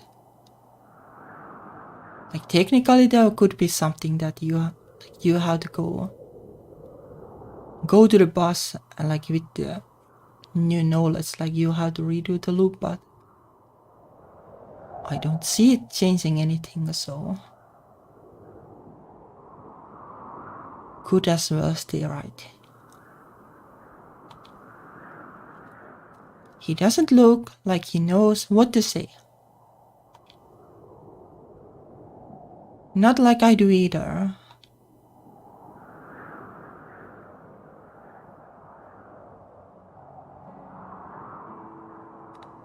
You said we danced at the party. We did.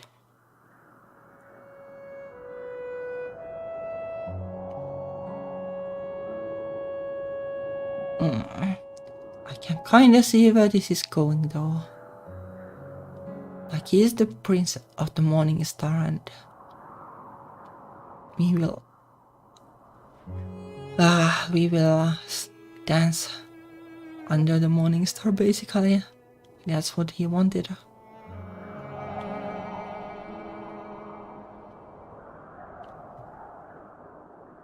I don't remember ever dancing before. I know, I didn't mind.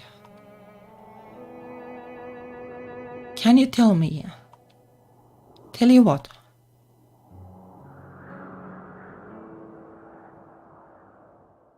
But when we danced, I can't remember. It's too fuzzy.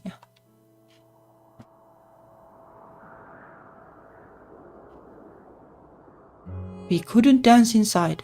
It was too crowded, too loud.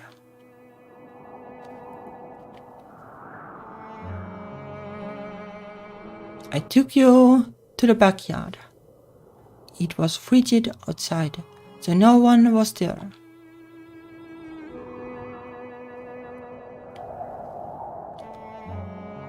We were underneath the string of light bulbs someone had hung on the tree, doubled in snow. Had my coat around you because you were cold.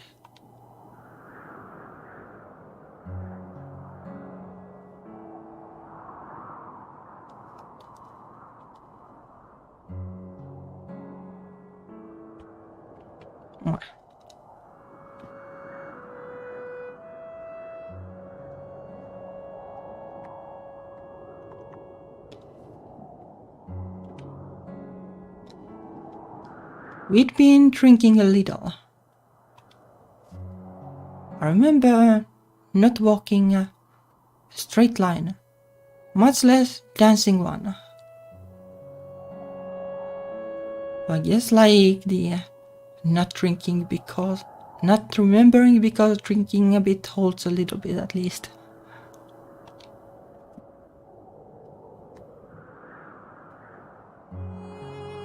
Did you really put your coat around me?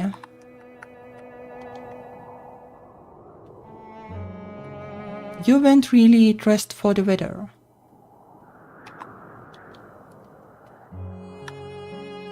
You liked it, said it was warm. You were smiling.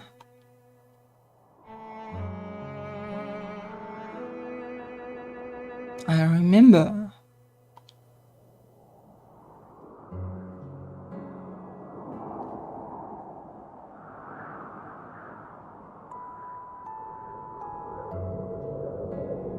I remember your breath on my neck. You were trying to whisper something to me. I couldn't hear what it was. I panicked. You were scared of feeling good.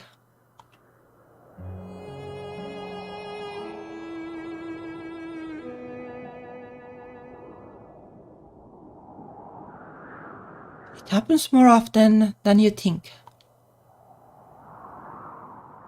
What were you trying to tell me?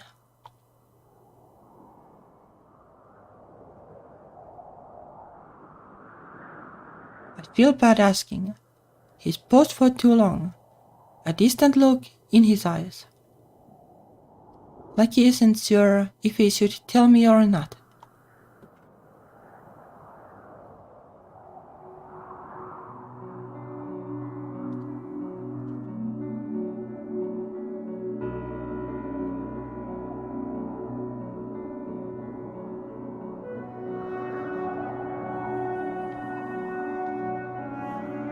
I wanted to tell you that it was the best night of my life.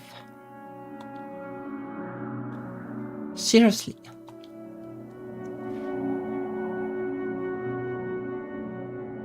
I thought you have been doing this since before I was born. That couldn't have been the best. Maybe I'm exaggerating. Days and lives become a blur, swirling together.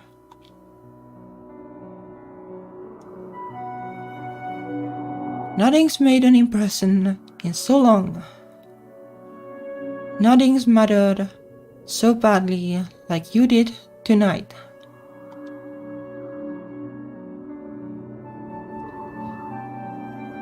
Maybe that lamp did hit me in the head.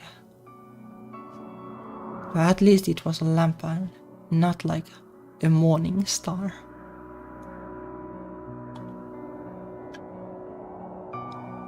I wanted to tell you that because I wanted you to feel special. As what I am, we peek into lives to get an idea of who you are before the job begins, so I know what not to do.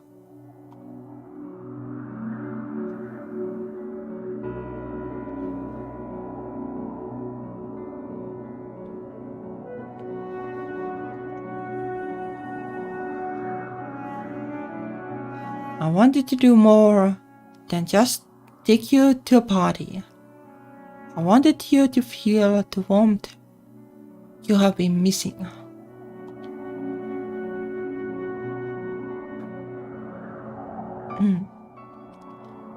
Maybe I tried too hard. Maybe there is nothing I can do more.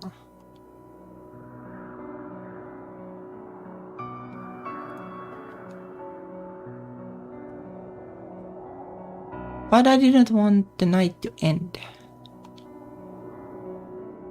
I still don't. What?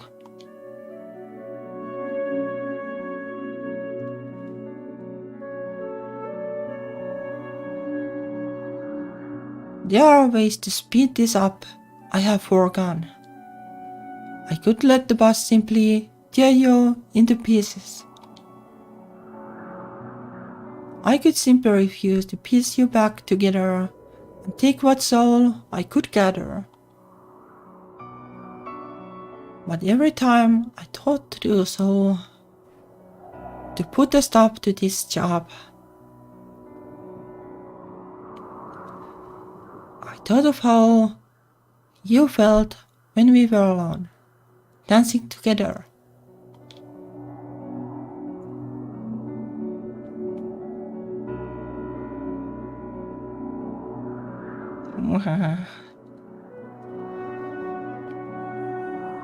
I don't want to cry because I can't read if I'm crying. I'll try not to.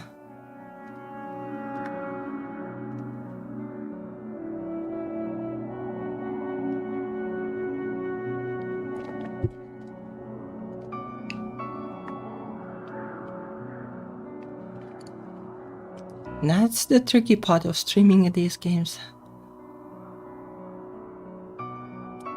But well, if I cry then so be it.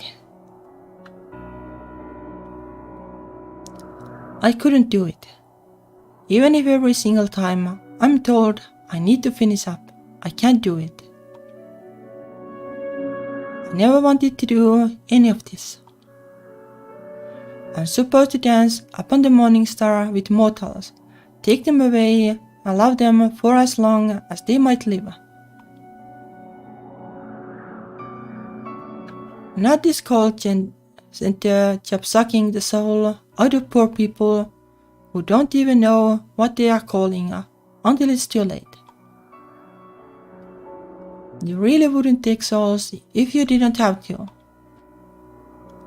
They are nice, but I love the whole process more. It lets me feel warmth and joy when I'm not supposed to feel either. I have lived countless days, countless years, countless lives, all just so I can reap souls from the willing. This is the one time I stop myself. This is the one time I have had enough. This is the one I can't do it without precision. Can't do it with precision, and you're falling apart despite everything I have done. All because of me. You barely remember your life because I keep dragging you back. I can't even do the decent thing and put you out of your misery.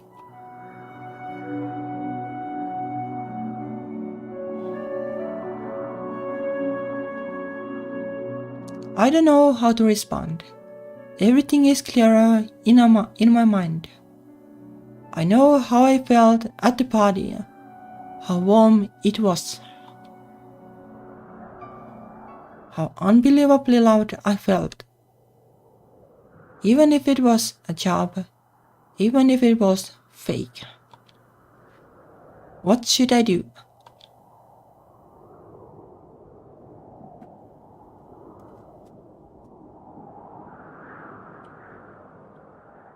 But there is another way. There is another way.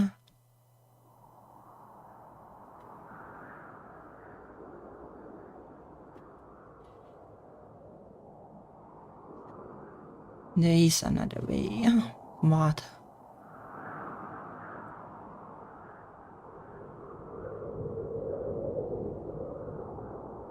Well, let's try it.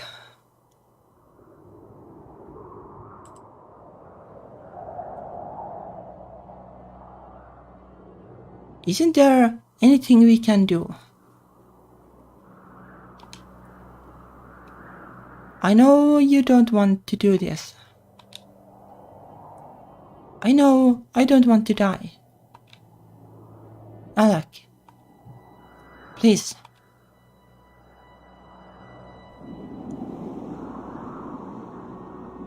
He won't look at me. He's really given up. I can't. Not after everything I have been through. I can't just go out like this. I grab his hand and hold it tightly. I will not give up my life. It's mine, no one else's.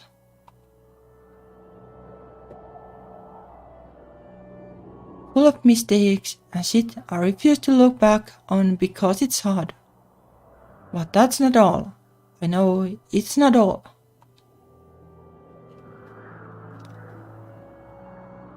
I still have so much longer to go and I won't give it up. One thing I know is that I had the best night of my life with you. And I'm not saying that because I can't remember a hell of a lot of nights right now, but because I truly feel that deep down. I know I can help you. You truly think so? You are on the call center still, not deep down. Think back to who you were before you were shoved there.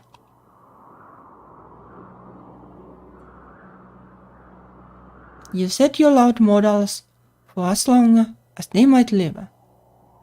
That has to mean something. He lets go of my hand slowly. I will dance with you every single morning.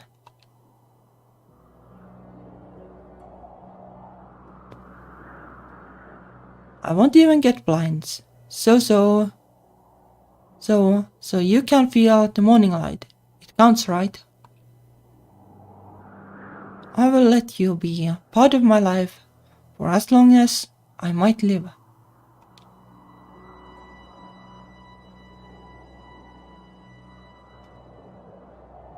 Just so you can escape too. Maybe I'm wrong. Maybe it won't work this way. I pray, I hope with everything I have that I can do this. Well, probably not enough. But I'd imagine you would hide how to say that the contract is void. Although like you're getting him to quit the job, like maybe it would work too. But I think it would be cooler to say that the contract never happened. And he smiles at me. A shy smile I can't quite read. You'll do that. You aren't tired of me. You gave me the best night of my life. I'll do that.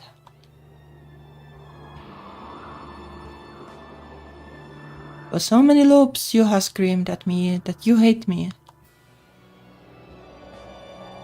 So many loops you have cried and refused to listen to me.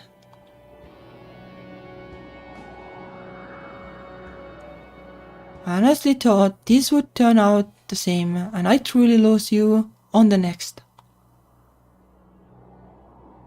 Here I am, undeserving of this kindness, and you're doing this. And I don't care. I don't want to be alone. I don't want to be here. There has to be a way we can make this work.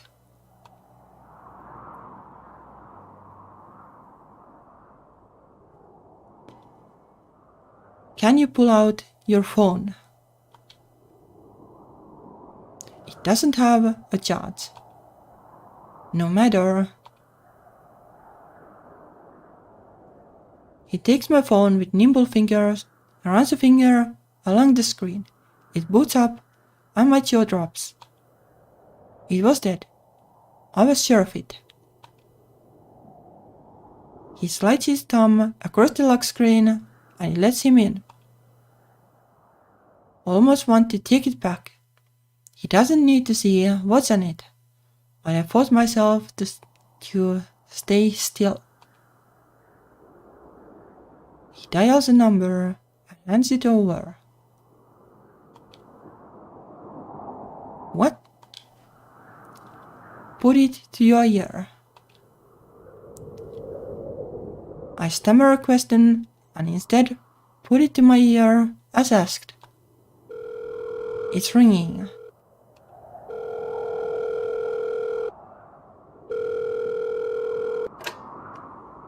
Someone actually answered. You have reached Gotia Demonium. How may I help you? His lips didn't even move, but I know it's his voice on the other end. All he does is watch me with a bemused expression on his face. He waves his hand, urging me to continue. I know what he wants me to do. New terms, a new job. He's given me that chance. And I know the words to save us. Hey, I want you to be part of my life for as long as I might live, and be yourself, dancing in the morning light and all. The phone on the other end hangs up abruptly. I barely have my phone down before he jerks me forward into a kiss.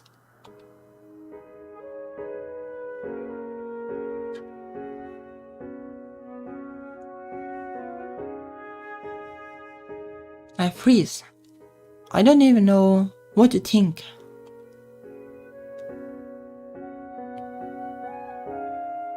Except, he did this the first time too, before we replayed the night.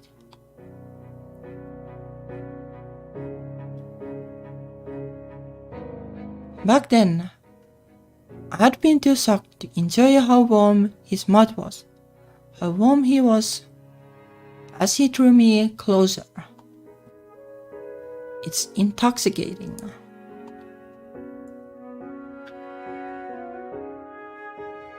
Just like last time, I feel his magic. It's filling me up, making my entire body tingle.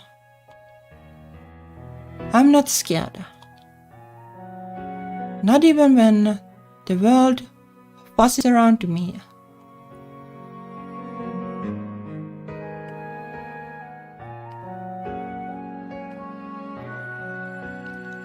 Not even when everything grows dark.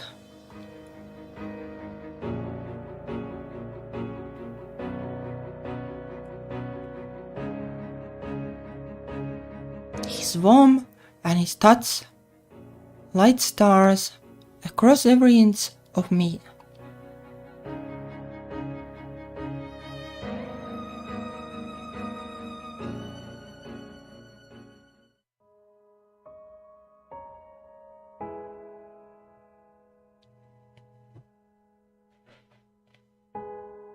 The sun's so warm.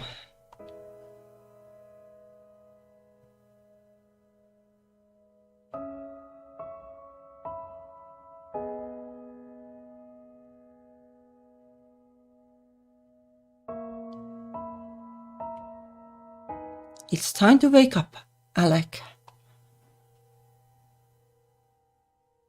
Hey, it's morning. So it is.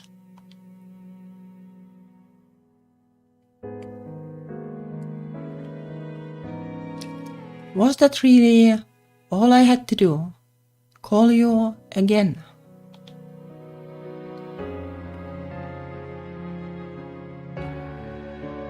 Indeed, I'm sorry it took you so many loops to figure it out.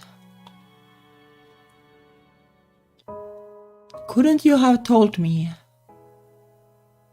Probably, but then he wouldn't have been saved.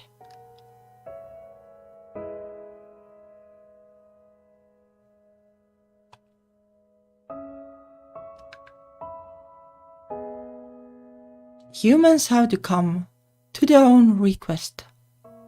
If I'd done any more guiding, they could have ripped me away, leaving you to die. All I could do was provide the final out. Asha. It's not my fault it took you this long. I did my best. You owe me so many dances. I guess I do. Do you actually have a name? I can't go around calling you by your title. Perhaps. He pursed the word and kisses my neck.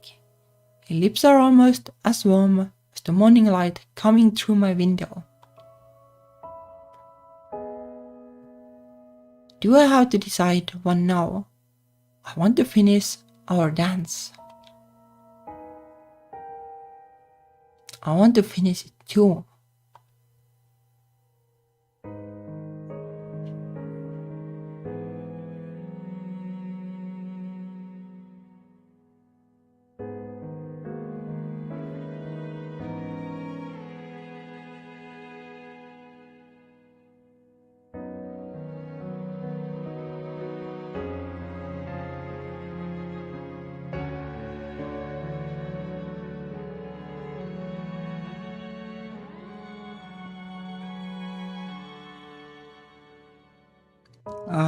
It was really touching.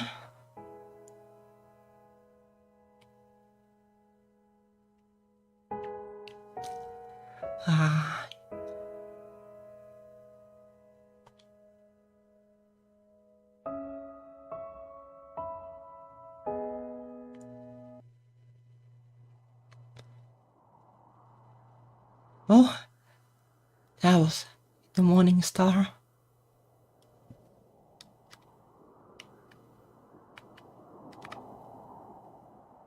That was the morning star. It was good.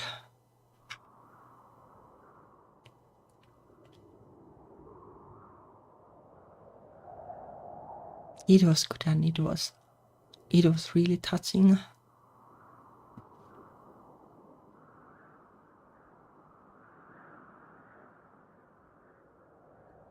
Yeah. Well, it has like 100